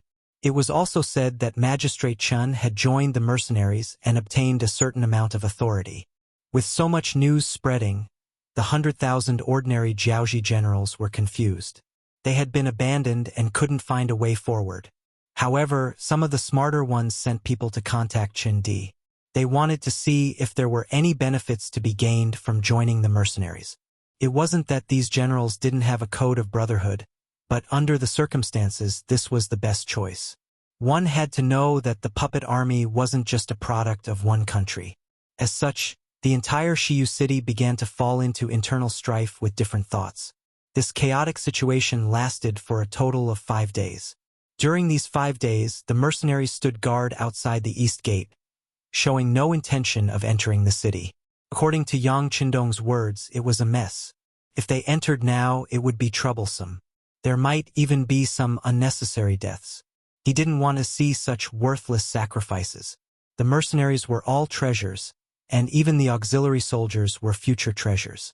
He didn't want to see any of them die just because they went to clean up a mess that they had already won. Thus, the best way was to wait.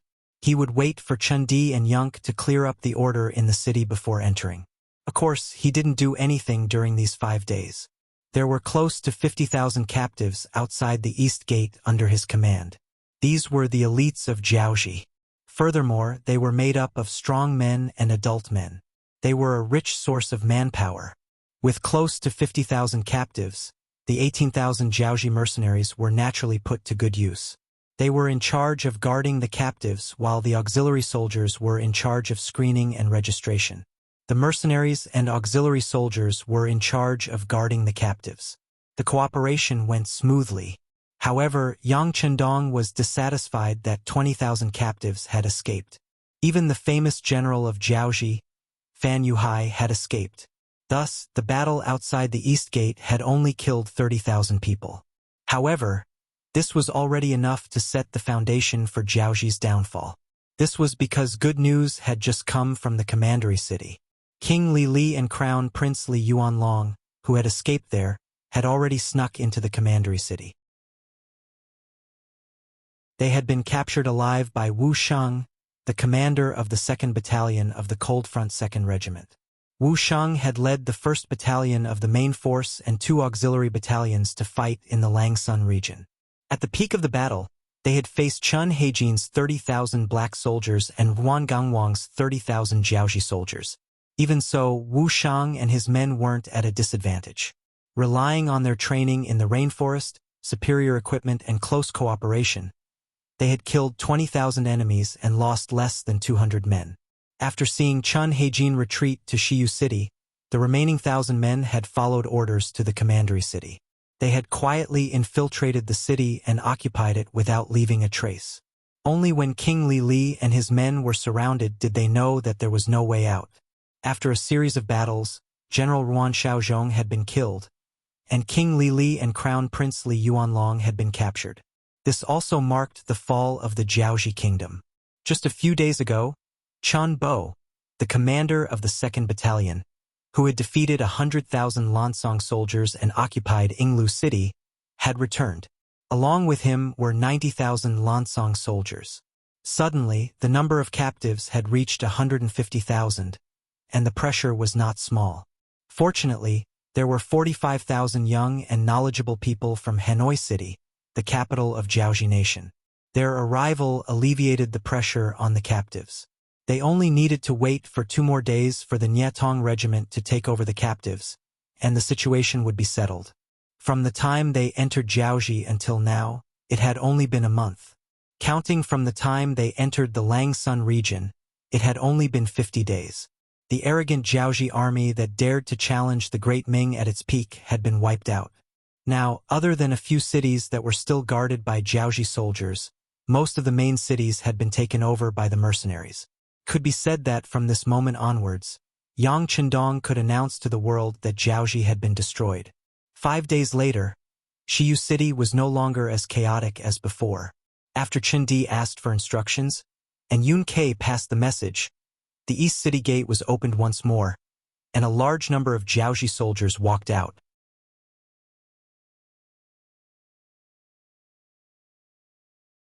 Chapter 534. Just this number alone amounted to about 100,000. All in all, there were a total of 250,000 adult male captives. Once they were sent to Chichen City, it would greatly reduce the manpower pressure there. Yang Chendong could finally breathe a sigh of relief. 3 days later, Commander Nya Tong of the Navy led 10,000 men to Shiyu City and began to take over the 250,000 captives. They would be sent out of Jiaoxi to Chichen City in 3 batches. The overall situation was set. Another 3 days later, the envoy from Jiaoxi to southern Ming and the imperial eunuch Kai Gu finally appeared outside Shiyu City. Speaking of which, it was quite tragic. Along the way from Nanjing, they had encountered all sorts of problems. For example, they had encountered horse bandits 5 times and were besieged by disaster victims. Although their lives were not in danger in the end, it had greatly hindered their progress. As such, they had only just arrived outside Shiyu City when they realized that the main army of Jiaoxi had been annihilated. Not only that, even the king and crown prince of Jiaoxi had been captured alive. They were unable to accept this outcome. They had said that they were here to announce the imperial edict for the Duke of Loyalty to withdraw from Jiaoxi. But now, it seemed that they had been dreaming. When Yang Chendong received news of the arrival of Zhu Qizhen's envoy, he was waiting in the temporary palace of Shiyu City to meet with Li Li and Li Yuanlong. Thus, when he heard Tiger's Mane's report, he casually said, "Arrange for them to stay in an inn in the city first. It won't be too late to meet them after I'm done with the matters here." This was not Yang Chendong being arrogant. Now that someone had come to beg them, wouldn't they be looked down upon if they did not act appropriately? Tiger's Mane nodded and retreated to handle the matter. At this moment, King Li Li and Crown Prince Li Yuanlong had already been escorted in under the supervision of a few members of the First Guard. Along with them was the commander of the 2nd Battalion of the Lungfeng Regiment, Wu Sheng. Wu Sheng could be considered to have started following Yang Chendong rather early. He had been by Yang Chendong's side ever since they were in the Yang residence in northern Ming's capital. Although they were both battalion commanders, there was still a difference in their relationship. This Wu Sheng belonged to the category that was closer to the 6th young master. For example, although in terms of official position, he was not as high as 2nd Regiment Commander Luopa, but in terms of personal friendship, there were some things that Luopa could not casually say but Wu Sheng could. "Thank you for your hard work," Yang Chendong said with a smile when he saw Wu Sheng, who was wearing a camouflage uniform and had the insignia of a major. "Not at all." A silly smile appeared on Wu Sheng's face, but it quickly turned into a serious expression. The 6th young master could joke with him, but he did not have the right to joke with the 6th young master. Especially as the Yang clan system continued to grow, the distance between the two would only grow further and further. Yang Chendong was very satisfied with Wu Sheng's performance. He liked people who knew their limits when doing things, and only such people could be trusted. Those who did not know the immensity of heaven and earth when they came to power obviously would not have much of a future. When his gaze shifted from Wu Sheng to Li Li and Li Yuanlong, Yang Chendong could not help but chuckle. Yang Chendong did not know what King Li Li had been like in the past.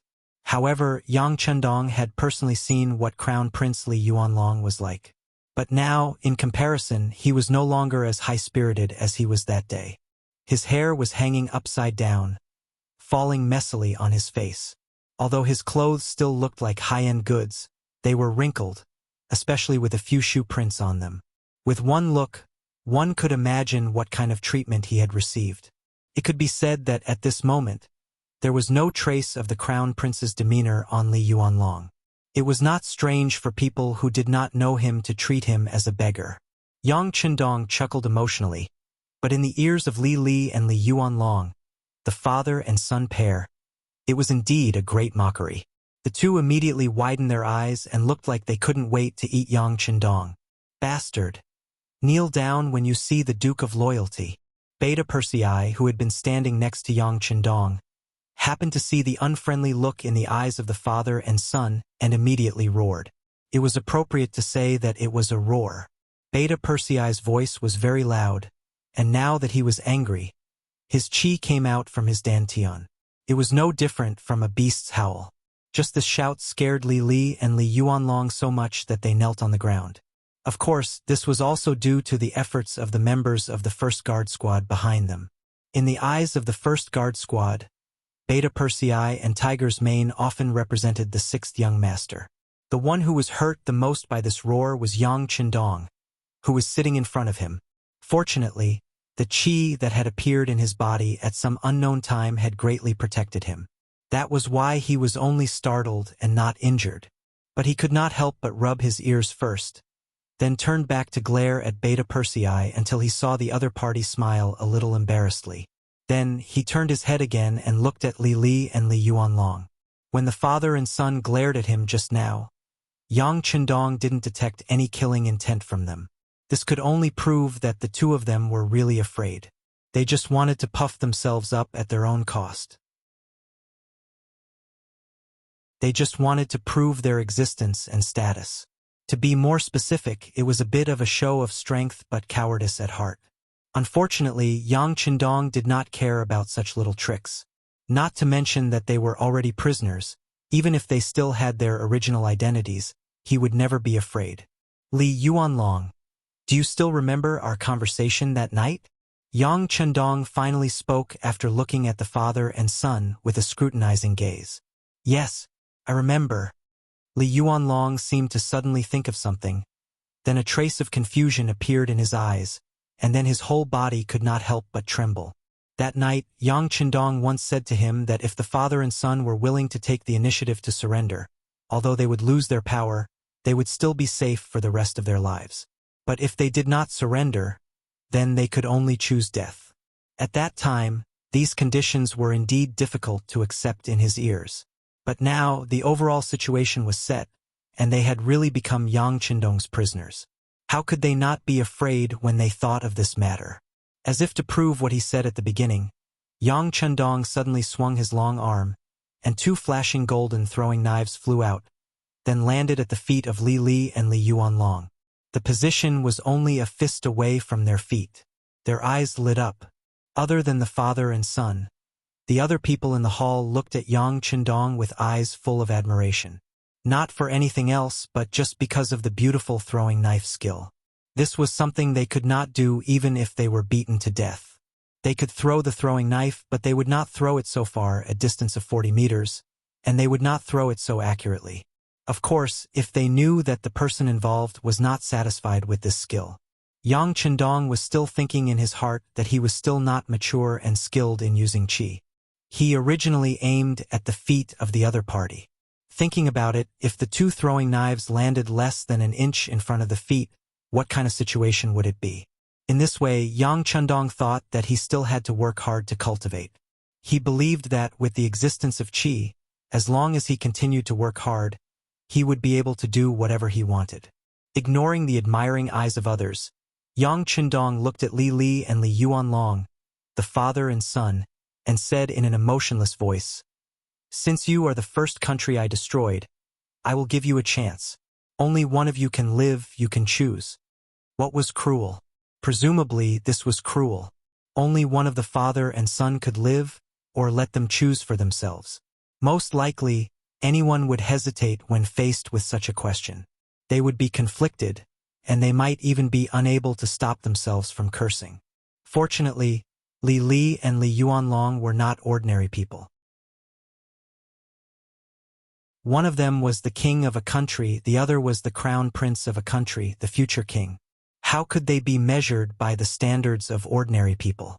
Just like now, the two of them only hesitated for a moment before reaching out and taking a throwing knife each. Li Li was already more than 60 years old. After experiencing this kind of torment, his face looked very old. So when he took the throwing knife, he shook his head, then put the throwing knife on the ground and began to cry.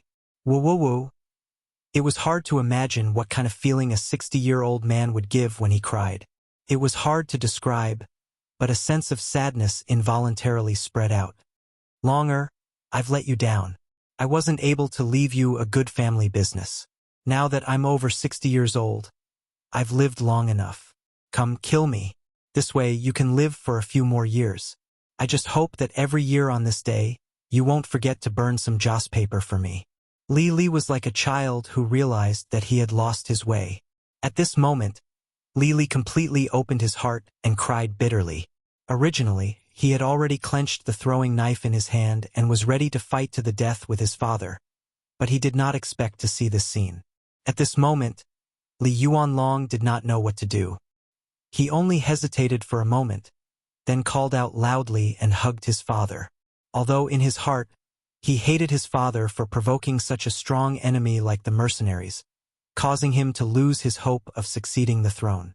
But no matter what, this was his father, right? Now, he was willing to die to help him live, just by giving him a hug. No matter how he looked at it, it was only right.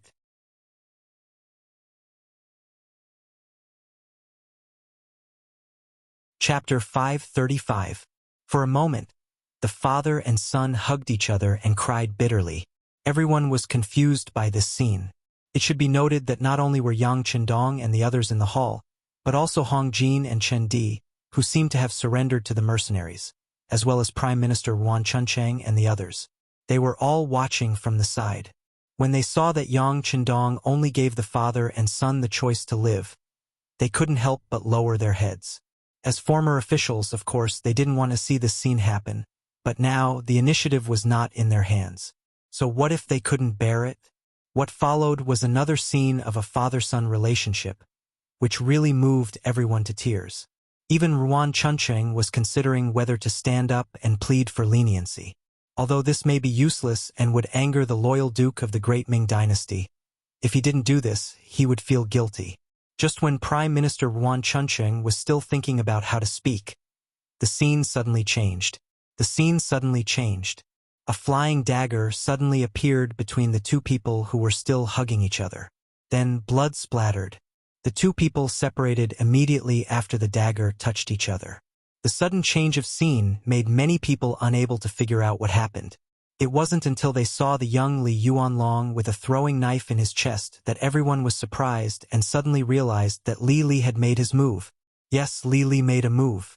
Just when his son was crying out of gratitude, he took the knife from his son's hand out of kindness and looked like he was going to commit suicide. It seemed that he was helping his son to make a decision. After all, patricide was a big crime. However, no one expected that the flying knife would turn around and stab the unsuspecting Li Yuanlong in the chest. Then the two separated. The flying dagger pierced his chest where his heart was. Blood spurted out and landed on Lily's old face. It made him look even more terrifying and frightening. "Father, why?" With both hands covering his bleeding chest, Li Yuanlong's face was puzzled and full of disbelief. He stared fiercely at his father, Li Li, as if he wanted an answer. Unfortunately, Li Li didn't say anything. He was an ambitious and ruthless person, and could be considered half an outstanding person. Anyone like him was extremely thick-skinned. But at this moment, he really didn't know what to say because everything was his fault. In order to survive, he didn't hesitate to use his son's life as a stepping stone. With so many people looking at him, he probably wouldn't have the face to see anyone in the future. But even though he knew there would be such a consequence, he still couldn't help but make the first move. Moreover, he had used such underhanded methods. Everything was because he didn't want to die. He was afraid of death. Don't think that some people are overbearing and act high and mighty. Usually, he would kill people without batting an eyelid and take their lives as if it were child's play. But usually, such people were very afraid of death. This was because they didn't know what they would face after death. That feeling of the unknown terrified them. Especially after they were used to controlling everything, death was their taboo. In particular, the older they got, the more fearful they felt. This was why many kings were very wise when they were young, but when they were old, they would study things like longevity. They knew it was impossible, but they had to do it. Li didn't want to die, so the one to die was Li Yuanlong. So what if this person was his son? At least he survived, right? As for whether his actions would cause others to hate him, he didn't care. In his opinion, since Yang Chendong had set the rules, as long as they followed the rules, it would be fine. As for the result, Yang Chendong would definitely admit it. Otherwise, it would be a slap in the face in front of everyone. Those who truly wanted to do great things wouldn't do such a thing. Li Yuanlong glared at his father with unwillingness. In the end, because he had lost too much blood, he fell to the ground with a plop and died with his eyes closed. Seeing all of this, the people at the side, including Ruan Chuncheng, had a trace of hatred and confusion in their eyes. They suddenly looked down on their former king. On the other hand, Yang Chendong was just as Li had expected. He wasn't surprised at all. In fact, before Li was about to act, he had already felt it. Yes, he had indeed felt it. All of this was due to the qi in his body. It was that qi that told him that Li had killing intent, but Li Yuanlong didn't, so the result was already within his expectations. In fact, for Yang Chendong, he didn't care who lived or died. Just as Li thought, it was fine as long as they played within the rules of his game. Of course, he was more or less shocked that Li Yuanlong had personally killed his son. Perhaps this was the nature of an ambitious and ruthless person. Very good, Li, you win. From now on, no one will make things difficult for you. You can still live well. Of course, don't think about power and freedom. You will be sent to a very safe place. You won't have to worry about food and drink. If your former subordinates want to see you, they will be able to do so after they apply for permission. I only want to remind you of one thing. Don't think about unrealistic problems. Otherwise, no son will be willing to take the blame for you next time. After giving a definition to this matter and setting a rule for Li's life, Yang Chendong waved his hand. Then, Ba Daojiang, Peng Yu, and a few other guards came forward to take Li away. Li Yuanlong's corpse was also taken away. After dealing with the Li father and son, Yang Chendong's gaze fell on Hong Jin, Chun Di, and Ruan Chuncheng. Hong Jin, listen to my orders. Yes, sir. Hong Jin knelt on the ground with a plop, looking very pious. I appoint Hong Jin as the general of the Jiaoji mercenary army. He will command 15,000 soldiers. Chun Di, listen to my orders. You will be the deputy general of the Jiaoji mercenary army. You will command 10,000 soldiers. Ruan Chuncheng, listen to my orders. You will be the deputy general of the Jiaoji mercenary army. You will command 5,000 soldiers. As soon as he opened his mouth, he appointed 3 people. As the first 2 people, Hong Jin and Chun Di, were naturally excited and happy. At least they would be able to live and have a certain amount of power. Compared to many of the ministers of Jiaoji, their outcome was the best. However, the last person to be named, Ruan Chuncheng, stood there without moving for a long time after hearing Yang Chendong call his name. What? You're not willing? Seeing that Ruan Chuncheng didn't say anything, Yang Chendong raised his voice, as if he was questioning Ruan Chuncheng. I don't have to die? Why would you forgive me and give me such an important task? Ruan Chuncheng was confused. Obviously, he did not understand Yang Chendong's decision. He had originally thought that he was going to die for sure, and he had even mentally prepared himself for it. However, who would have thought that not only was he innocent, but he was also given great power? Because you have the ability. I'm interested in your ability. There are still some places in Jiaoji that are in chaos. I hope that you can step in and calm them down so that fewer people die. I think you can do it and you're willing to do it, right? Yang Chendong pointed out the reason why he wanted to put Ruan Chunqing in an important position. Although Ruan Chunqing did not contribute much, he did not do anything wrong either. It was his original identity that forced him to go against the Jiaoji mercenary army. There was no personal grudge between them. Furthermore, he was able to become the prime minister of Jiaoji. Even a formidable person like Lily approved of him. No one would believe that he did not have the ability. If he dared to put Lily in an important position, why wouldn't Yang Chendong do the same? Not to mention, Hong Jin and Qin Di were suppressing him from above, so there wouldn't be any problems. Of course, the main reason why Yang Chendong wanted to use Ruan Chunqing was because he knew that Ruan Chunqing was talented and capable. In the past, Jiaoji was his enemy. When he wanted to kill and destroy, he would not show any mercy. But now, this place had become his sphere of influence. Naturally, he had to change his mindset. How to quickly settle down and prosper here, and then use this place to influence other places and expand the influence and strength of the mercenary army was the most important thing. To achieve this, Hong Jin and Qin Di were not enough. On the other hand, Ruan Chunqing could do it as long as he worked hard. Ruan Chunqing could not immediately see through Yang Chendong's intentions, but he was still impressed by his magnanimity. Since ancient times, there was a saying that a gentleman would die for his bosom friend.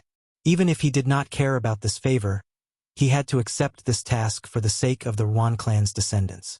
Otherwise, if he angered Yang Chendong, not only would he die, but the Ruan clan would also suffer. Thud. Ruan Chunqing knelt on the ground.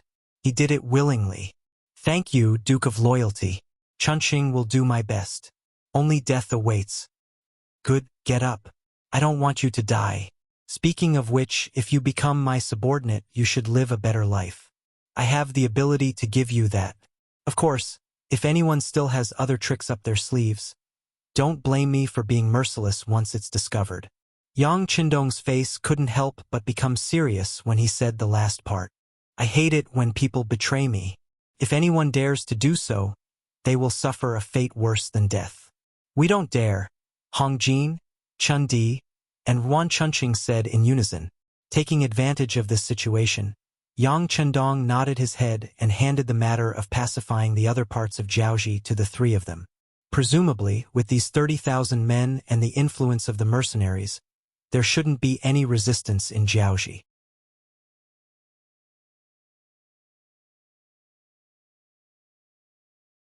Chapter 536. As the three of them left, another young man was brought into the hall. As soon as the young man entered the hall, he knelt down in front of Yang Chendong and greeted him. The person who came was none other than one of the first students of the Yang Chendong Academy. He was also one of Yang Chendong's disciples, Chang Qianhao. The Chang family was a wealthy family. Not only was their family wealthy, but their businesses were spread all over the Jiangnan area. There were also some officials in the family who had a close relationship with the Southern Ming Empire. As the leader of the younger generation of the Chang family, Chang Qianhao had already shown himself in the family and had a certain status. However, he was not a satisfied person, especially after he went to the capital of Baiming and saw the power of the immortal abode and sky beyond sky. He worshipped the person behind all of this, Yang Chendong. Later, when the Yang Family Academy enrolled students, he signed up and became one of its members. Later, because of his excellent performance in business, he became one of Yang Chendong's disciples. After graduation, he returned to the Chang family in Jiangnan and did a lot of things for Yang Chendong, making the Chang family more powerful in Jiangnan's business. Chang Qianhao was also regarded by the older generation of the Chang family as one of the most promising people to inherit the family business. This time, he was summoned to Jiaoji because Yang Chendong wanted to develop business here. The Chang family's influence in the Southern Ming Empire's business circle was not small. This was where he needed to rely heavily, which led to the current scene. Qianhao, your body has grown stronger. Not bad, get up. Looking at the disciple kneeling on the ground, his skin seemed to have become darker.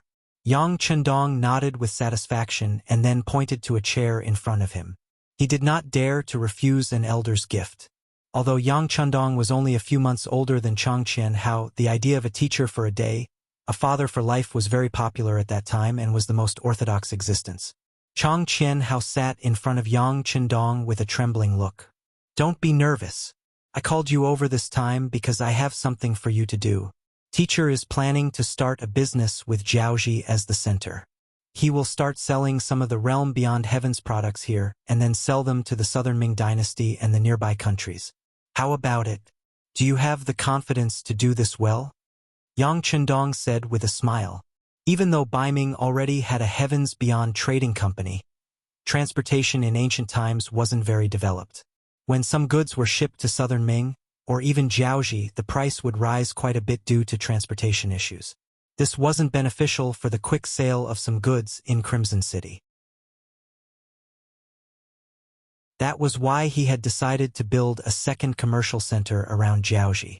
This way, not only would he be able to prosper Jiaoji and restore its prosperity, he would also be able to earn more money and increase the flow of goods.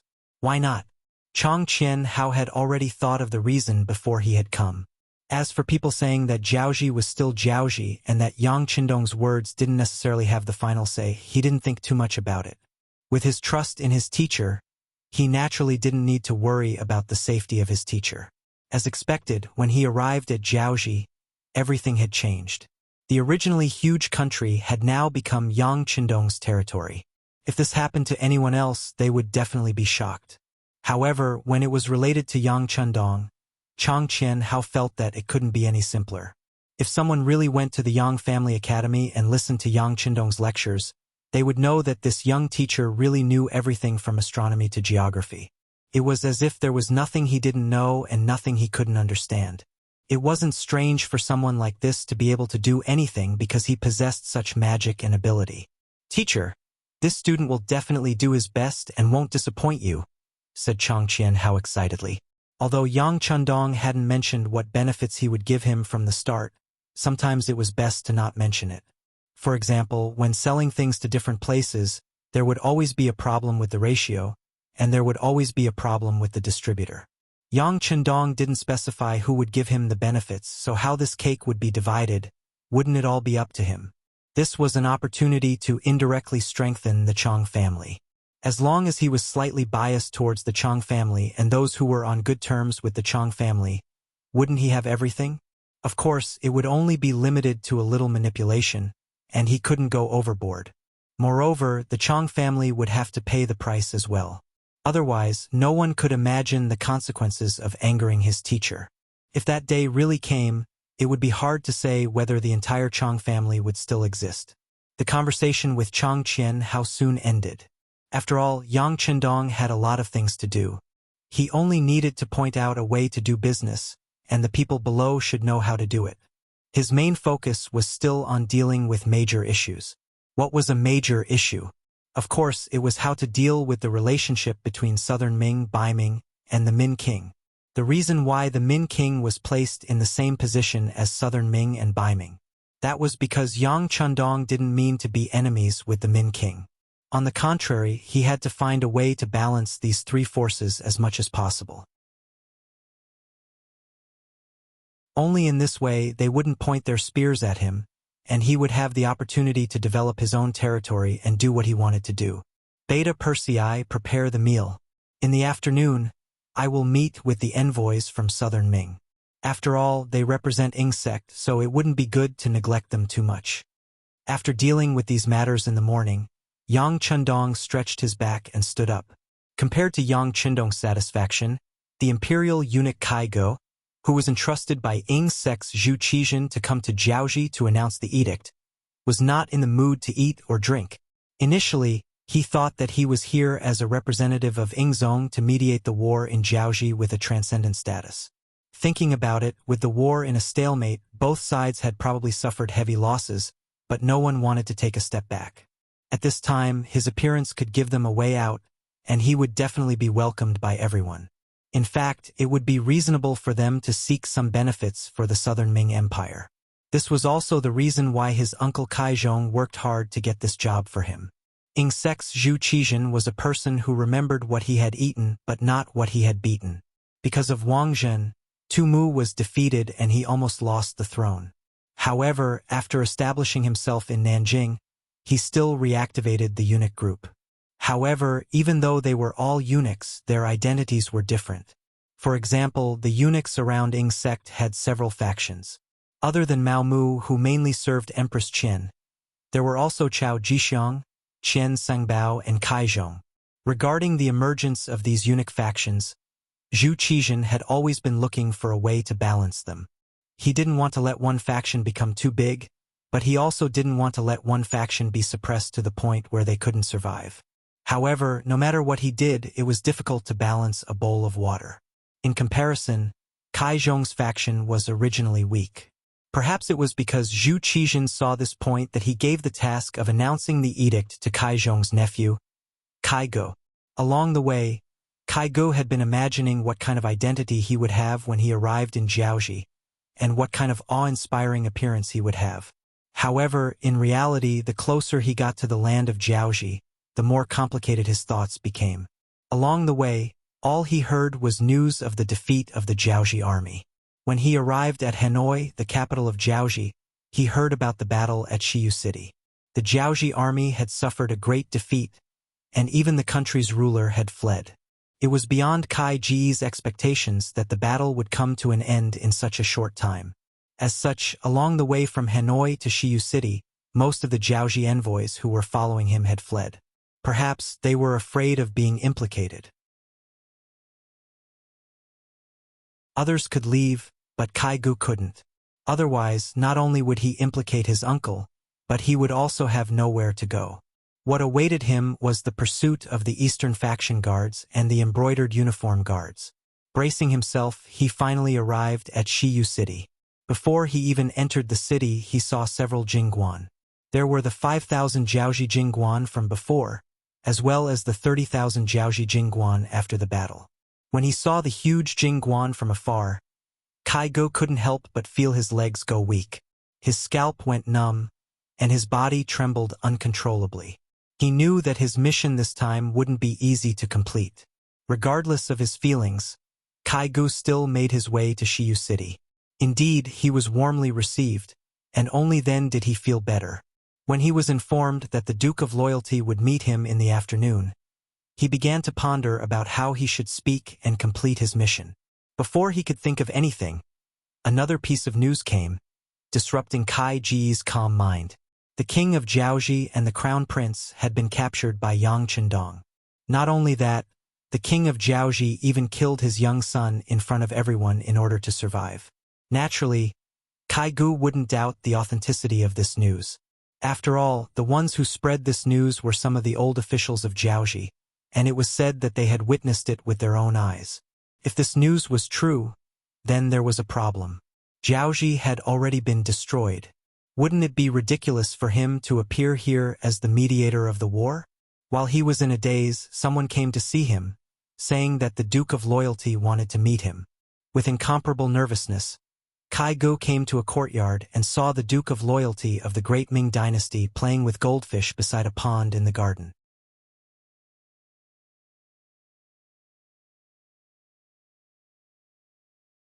Chapter 537. Southern Ming Special Envoy Kai Gu greets the Duke of Loyalty. When they were still 3 feet away, Kai Gu stopped under the signal of the guard on the side and said, "Okay, let him come over." Yang Chendong didn't turn his head, but his voice was clearly heard. Not to mention that a small Kai Gu didn't have the ability to do anything to him. Even if he had such ability, his ki would become stronger and stronger. Why should he be afraid of him? Go over, but be careful. Peng Yu, who was guarding here, looked at Kai Gu coldly and reminded him coldly. Another team member standing on the side, Ba Daojiang, casually glanced over here, then turned around and began to observe the surrounding movements. He felt that it was interesting for his comrade Peng Yu to scare people like this, but he knew that his duty was still to guard the safety of this place. Although Shiyu City was occupied by the mercenaries, it didn't mean that it was safe here. In the past few days, there were more than a dozen assassination attempts aimed at the 6th young master. Although they were all daunting but not dangerous, this didn't mean that they could be careless. As for Kai Gu, in the face of Peng Yu's reminder, he had to show a flattering smile, then walked over to Yang Chendong's side. This time, he didn't need anyone to remind him. When he was 3 meters away, he took the initiative to stand there. At this time, Yang Chundong just finished sprinkling the fish food in his hand, then turned around, walked to the pavilion on the side, and sat down. He pointed at Kai Gu and said, "You also sit down. After all, you represent the emperor. You can't lose your identity." Yang Chundong had to add the last sentence. Otherwise, Kai Gu wouldn't have the courage to sit down. If this was the case, once the news spread out, it was inevitable that people would say that he didn't respect the Southern Ming emperor. He wouldn't take such a blame. Seeing that Yang Chundong's attitude was good, Kai Gu breathed a sigh of relief, then sat down opposite him. "Say it, what are you here for?" After waiting for Kai Gu to sit down, Yang Chundong asked, then looked at Kai Gu with interest. This kind of gaze was very similar to looking at animals in the zoo. Kai Gu also felt like he was being watched. He really didn't like this side of him and really wanted to say something. However, after thinking about it, he still held it in. It wasn't for any other reason than the fact that the person sitting across from him was too powerful. It was far beyond what he could resist, and it would only complicate matters. Since his identity was a little too weak, then he should just say whatever he wanted to say and focus on completing the mission. As for the embarrassment, it was better not to fuss about it. Duke of Loyalty and Courage, this one is here on the Emperor's orders to urge the mercenaries to stop fighting with Jiaoji. I just didn't expect. Without waiting for Kai Gu to continue, Yang Chundong interrupted. "You didn't expect the war to end so quickly, did you?" "Yes." Kai Gu nodded, and then said according to what he thought at noon. "The mercenaries led by Duke of Loyalty and Courage are indeed very powerful. To be able to wipe out the main force of the Jiaoji army so quickly, this is something that no one expected." Kai Gu first praised Yang Chundong and the mercenaries' strength, but then his expression changed slightly as he shook his head and said, "It's just that killing people is just a small matter. After all, King Li Li is the king of Annan personally conferred by the Great Ming. If the Duke of Loyalty and Courage killed him just like that, how would others look at our emperor? Why don't we stop the war and let King Li Li compensate the mercenaries with some gold and silver, so that they can learn a lesson?" Looking at Kai Ji's face, Yang Chundong really wanted to spit on Kai Ji's face and say no. However, since it was a negotiation, he had to know what the other party wanted. As such, he did not immediately get angry and pretended to listen. He nodded and said, Please continue." Yang Chundong didn't object, which made Kai Gu happy in his heart. When he spoke again, his face had a little more confidence. If Jiaoji can stop the war, this is naturally something that the emperor and all of the great Ming people want to see. However, if Duke of Loyalty and Courage can lead the army up north and wipe out the Min King's rebel army, returning peace to the Southern Ming, I'm afraid that Duke of Loyalty and Courage will be recorded in the history books. This is something that will go down in history. Of course, if Duke of Loyalty and Courage feels that it is difficult, that is not a problem. As long as you support the Southern Ming with tens of millions of silver to train the new army, the effect will be the same. That's right, this silver can be considered a loan from the Southern Ming to Duke of Loyalty and Courage. In order to express his gratitude to Duke of Loyalty and Courage, the Emperor will definitely agree to give you the title of Prince. In the future, as long as Baiming agrees, this matter can be accomplished. As such, I'm afraid that the next time I see Duke of Loyalty and Courage, I will have to address you as Prince. Just thinking about it makes others envious. Kai Gu was laughing, and Yang Chundong was also laughing after hearing this. They wanted him to withdraw his troops, and they also wanted him to fork out money. What he would get in return was an empty title of a prince. Moreover, this title still required the approval of the Northern Ming Empire. In the end, it was tantamount to not having any promises. He really did not know if there was something wrong with Kai Ji's head or if Zhu Qizhen was treating him like a 3-year-old child. Did he really think that he would give him whatever he wanted just by casually coaxing and saying a few nice words? It was truly laughable. Both of them were laughing, but as they laughed, Kai Gu could not laugh anymore. This was because he found that Yang Chundong was sneering, and there was a trace of anger in his eyes. A murderous aura unconsciously wrapped around his body, as if he was being stared at by a wild beast. It made it difficult for him to breathe. Cold sweat unknowingly began to flow from his forehead. It must be said that Kaigu was also a person who knew martial arts. Normally, it would be difficult for 3 to 5 men to get close to him. If he had a long sword, he could even fight against 7 or 8 people. However, he did not know why, but when facing Yang Chendong, he found that he did not even have the strength to raise his arm. Did Emperor Ing Zong say these words? After an unknown amount of time, Yang Chendong finally spoke again. When he spoke, the pressure suddenly decreased by a lot. At least, Kaigu felt that it was not so difficult to breathe. Just now, he really felt that if he continued, he was afraid that even breathing would be a problem. That was equivalent to walking through the gates of hell. He definitely did not want to experience that kind of feeling a second time. Of course, this was also Yang Chendong's intention. Just now, he deliberately mobilized the qi in his body in order to try and see how much pressure it could bring to Kaigu. Now, it seemed that he was very satisfied with the result. One must know that he only used less than 70% of his qi to make the other party unable to move. It could be imagined that if he used his full strength, the other party would only be lying on the ground now. This was only the effect of targeting a single person. If he wanted to deal with a group of people, the effect would be greatly reduced. Fortunately, he could feel that the qi in his body had been growing stronger ever since it appeared out of nowhere. He believed that as long as he guided it well, it would only become more and more powerful in the future. Given enough time, it shouldn't be a problem for him to deal with a group of people. This is the emperor's intention. Even though he felt immense pressure, Kaigu did not forget the rules.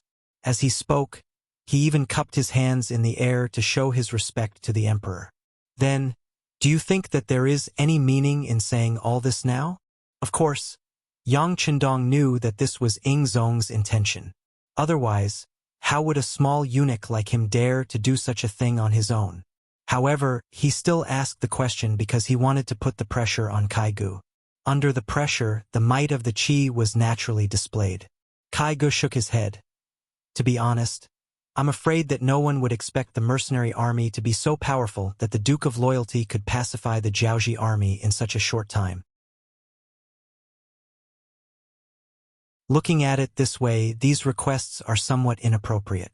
Kaigu also knew that when he said those words, he was going against the emperor's orders. But there was no other way. The situation was stronger than the person, not to mention that Yang Chendong was sitting opposite him. After what happened just now, he was really afraid that if he said something wrong, Yang Chendong would directly kill him. Even though killing the emperor's envoy was a huge matter, and it was normal for people to view it as a rebellion, it was even more normal for one's entire family to be executed. However, this also depended on who it was. With Yang Chendong and the powerful mercenaries behind him, he did not believe that Emperor Ingzong would be willing to offend people and avenge him for an imperfect person like him. Even if he did avenge him, so what? His own people were already dead, so there was no point in saying those things, right? Seeing that Kaigu was still sensible, Yang Chendong nodded his head in satisfaction. He also intentionally retracted his aura so that Kaigu would not feel so pressured. Then he said, "It's impossible to retreat from Jiaoji. Let's put it this way, when the war has reached this stage, it's no longer up to me to decide. The leader of the mercenary army has already started to interfere. He has set his sights on Jiaoji and wants to take it for himself. Of course, if Emperor Ingzong is unhappy, he can send troops to fight. I won't object to this."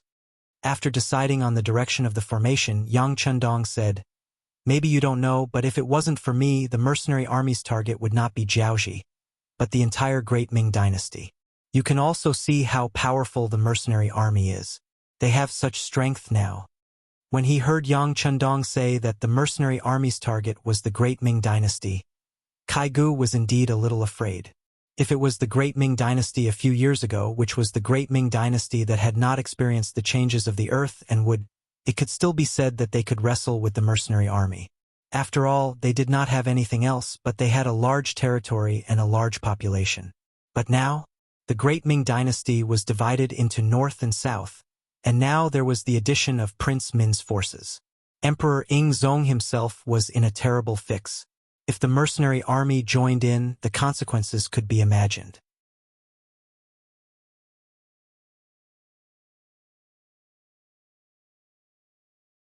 Chapter 538. Thinking about the current situation of the Southern Ming Empire, Kai Gu couldn't help but feel short of breath. At this point, the initiative was completely in Yang Qindong's hands. Seeing that Kai Gu didn't speak any more and sighed as if he had accepted his fate, Yang Qindong smiled in his heart. Some people were like this, always thinking that they were the emperor and everyone should listen to them. But once they met a tough opponent, their attitude would immediately change. Perhaps this was the human instinct to bully the weak and fear the strong. However, Yang Qindong wouldn't pity Ing Zong because he already saw that such a person wouldn't be able to lead the Han people to the peak of the world. Since others couldn't do it, then he would leave everything to him. Yang Qindong already had an idea in his heart. When he talked about some things, his tone naturally wouldn't be polite. Speaking of the Battle of Jiaoji, it isn't over yet. The captured King Li Li has already said that the person who sent people to assassinate me was his subordinate, Fan Yuhai. This time, this person escaped and went to the Lansong Kingdom. If I don't catch this person, it will be difficult to resolve the hatred in my heart. Therefore, the mercenaries will probably send troops to the Lansong Kingdom. Of course, unless they are willing to send Fan Yuhai's head. If they want to cover it up, there will be a huge battle. Of course, this matter shouldn't have anything to do with the Southern Ming Empire. This duke is telling you this because I hope that when you meet the emperor, you can tell him what the mercenaries are going to do next. Just let him know in his heart what to do next. This was clearly reminding Kai Gu that not only would the mercenaries not listen to Ing Zong's orders, but they would also continue to fight. As for when the fight would end, it was hard to say. Just like now, they sent troops to the Lansong Kingdom with the excuse of finding the culprit, Fan Yuhai. Who knew what kind of excuse they would use next time? After all, they could always find a reason to do so. In other words, if they were willing, the mercenary army could continue to expand endlessly until one day, when their strength grew, they might even come to the Great Ming Empire to cause trouble. He thought that if the mercenary army really cleaned up these small countries one by one, and finally integrated their strength, then at that time, there would be no difference between them and the Great Ming Empire. Then, wouldn't the Great Ming Empire be in danger? Kai Ji's expression was constantly changing as he hurriedly said, "Loyal Duke, don't be anxious. Since Fan Yuhai wants to make a move on Loyal Duke, he is courting death. Dealing with him is something that should be done. However, every grievance had its perpetrator, and every debt had its debtor. They would just have to look for whoever was responsible for it." The Lansong Kingdom has always followed the lead of the Great Ming Empire. At the same time, they are also one of the vassal states of our Great Ming Empire. I believe that as long as we reason with them and move them emotionally, they will definitely not cover up the existence of Fan Yuhai. Please give them some time to deal with this matter properly. I can try my best to help with this. After all, I am also a citizen of the Great Ming Dynasty. However, you should also know that we cannot delay for too long. If we delay for too long, once the leader of the mercenary army gets angry, I don't know what will happen. Yang Qindong nodded. He originally didn't have the intention to make a move on the Lansong Kingdom immediately. It wasn't that he didn't have sufficient military strength, but if he didn't consolidate his rear, it would be easy for problems to arise. Right now, he needed to focus on how to turn Jiaoji into his rear base. Only after this base was stabilized, then he would proceed to the next step of expansion. Of course, if someone wanted to show off like a clown, then he wouldn't hold back. Naturally, other people wouldn't be able to see his thoughts, so he needed to use this opportunity to pressure the Southern Ming Empire and Ing Zong. At the same time, it was also a method to numb the Southern Ming Empire. He wanted to create a misconception that the strength of the mercenary army was limited. It was already very difficult for them to conquer Jiaoji, let alone the Lansong Kingdom. This way, the Southern Ming Empire might look down on the mercenary army, and this would create more time for him to develop. The matter regarding Jiaoji was settled just like that. In short, he couldn't return the money, and he believed that Ing Zong would accept this fact. However, there was nothing he could do even if Ing Zong didn't accept it. Would he really bring his troops over? Putting aside whether he had the strength to do so, if he really dared to do so, Min King and Bai Ming would definitely use this opportunity to deal with him. By then, the Southern Ming Empire could only become history and disappear from the stage. After settling the matter of Jiaoji, Yang Chundong brought up the matter of Ingzong wanting to borrow money. Envoy Kai, it's not impossible for the Southern Ming Empire to borrow money, but there are two conditions. Kai Gu originally thought that with Yang Chindong's domineering attitude, he wouldn't be able to get the money. Now that he suddenly heard this, Kai Gu perked up. Please speak, Duke of Loyalty. First, the Yang family bank has to enter the Southern Ming Empire and set up branches in some of the bigger cities. Only then can we better allocate the money and work for the Southern Ming Empire. Second, even if we borrow money with collateral, we don't know what the Southern Ming Empire will be willing to pay. If we don't have anything, this matter won't be easy to handle. Don't you think so? Yang Chindong looked at Kai Gu with a deadpan expression, as if he was doing business. As for the first condition, Kai Gu really couldn't say anything about the Yang family bank entering the Southern Ming Empire. After all, if you wanted to ask someone for help, then it was normal for their bank to enter your territory. Not to mention, it was under the guise of working for the Southern Ming Empire, so there was even less reason to reject it. As for the second condition, Kai Gu really didn't think about it. In his opinion, the emperor was giving you face by asking you to borrow money. Why would he ask for collateral? Of course, he wouldn't say such thoughts in front of Yang Chindong, who knew if it would anger him. The feeling of being unable to breathe had not completely subsided, and he didn't want to feel it again. Therefore, after thinking for a while, Kai Gu asked, "Then I don't know what kind of collateral the Southern Ming Empire needs to pay if they want to get the money? What kind of collateral do you have?" Yang Chindong didn't fall into the other party's trap. Instead, he held the initiative and asked back. Originally, Kai Gu wanted to wait for Yang Chindong to speak first and see what the other party liked. This way, he could bargain properly. However, he didn't expect that the other party would kick the question back to him. Instead, it made him fall into deep thought. Speaking of which, the matter of borrowing money with collateral was a common occurrence in the Ming Empire. Things like fields, houses, antiques from home, and women's jewelry were all common collateral. Even pawnshops were willing to accept these things in exchange for money to give to others. However, this time, the Southern Ming Empire didn't need tens of thousands of silver, but tens of millions of silver. In the face of such a large amount, ordinary items naturally wouldn't be enough. This made things difficult for Kai Gu. He really didn't know what to do. Naturally, Kai Gu was just a mouthpiece. He didn't have the right to decide how this matter would develop. In the end, it would still be reported to Emperor Ing. What he needed now was to figure out what could satisfy Yang Chindong and make him lend money to the Southern Ming Empire. Unable to think of a reason, Kai Gu showed a humble appearance and looked at Yang Chindong. He said, "Duke of Loyalty and Courage, don't tease me. We really don't understand these things. You just need to say something, and I will naturally report it to the emperor.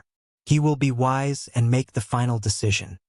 Originally, he wanted to keep Kai Gu in suspense, but seeing that Kai Gu was really not good at this, Yang Chindong had to dispel the idea of letting the other party guess.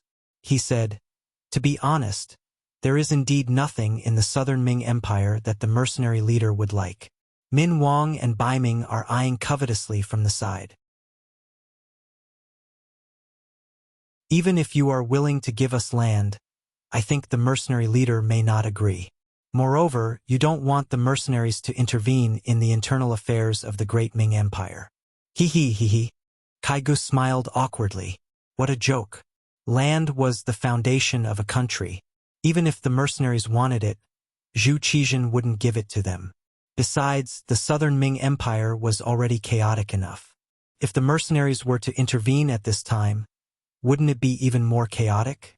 Looking at Kai Ge's obviously fawning smile, Yang Chundong knew that he had spoken the other party's mind. He continued, "This time, the amount of money that Ingzong needs is really too much. If it's converted into antiques and similar items, it would probably be an astronomical figure. You can't afford it." Yes. Kai Gu nodded and said, The emperor is very generous to us servants. Usually, he would reward us with a lot of things. Now that there are years of wars, the national treasury is already empty. Yang Chendong nodded to show that he understood. He hesitated and said, "Since the land is useless and there are no antiques, then I really don't know what is valuable. I'm afraid this matter is not easy to handle." Yang Chendong revealed an awkward expression and even had the intention of retreating. Kaigu saw all of this and couldn't help but feel his heart tighten. This time he was ordered to come here. The matter of the Jiaoji armistice had already failed. If he couldn't handle the matter of the silver, he could imagine what would be waiting for him when he returned to Nanjing. At this moment, he was no longer thinking about meritorious service. He was thinking about how to deal with this matter. The best result was that he didn't do anything. Therefore, he absolutely couldn't let any accidents happen to the silver tails. He immediately said to Yang Chendong with a bitter face, "Please don't, Duke Zhongdan. No matter what, our great Ming dynasty is still a powerful country. We have a large territory and a large population. It's just a few tens of millions of taels of silver. As long as the wind is calm and the world is peaceful, it won't be long before we can earn these taels of silver." You're tuning in to the Journey of the Soul YouTube channel. Don't forget to subscribe and join us on this journey to catch the most captivating stories.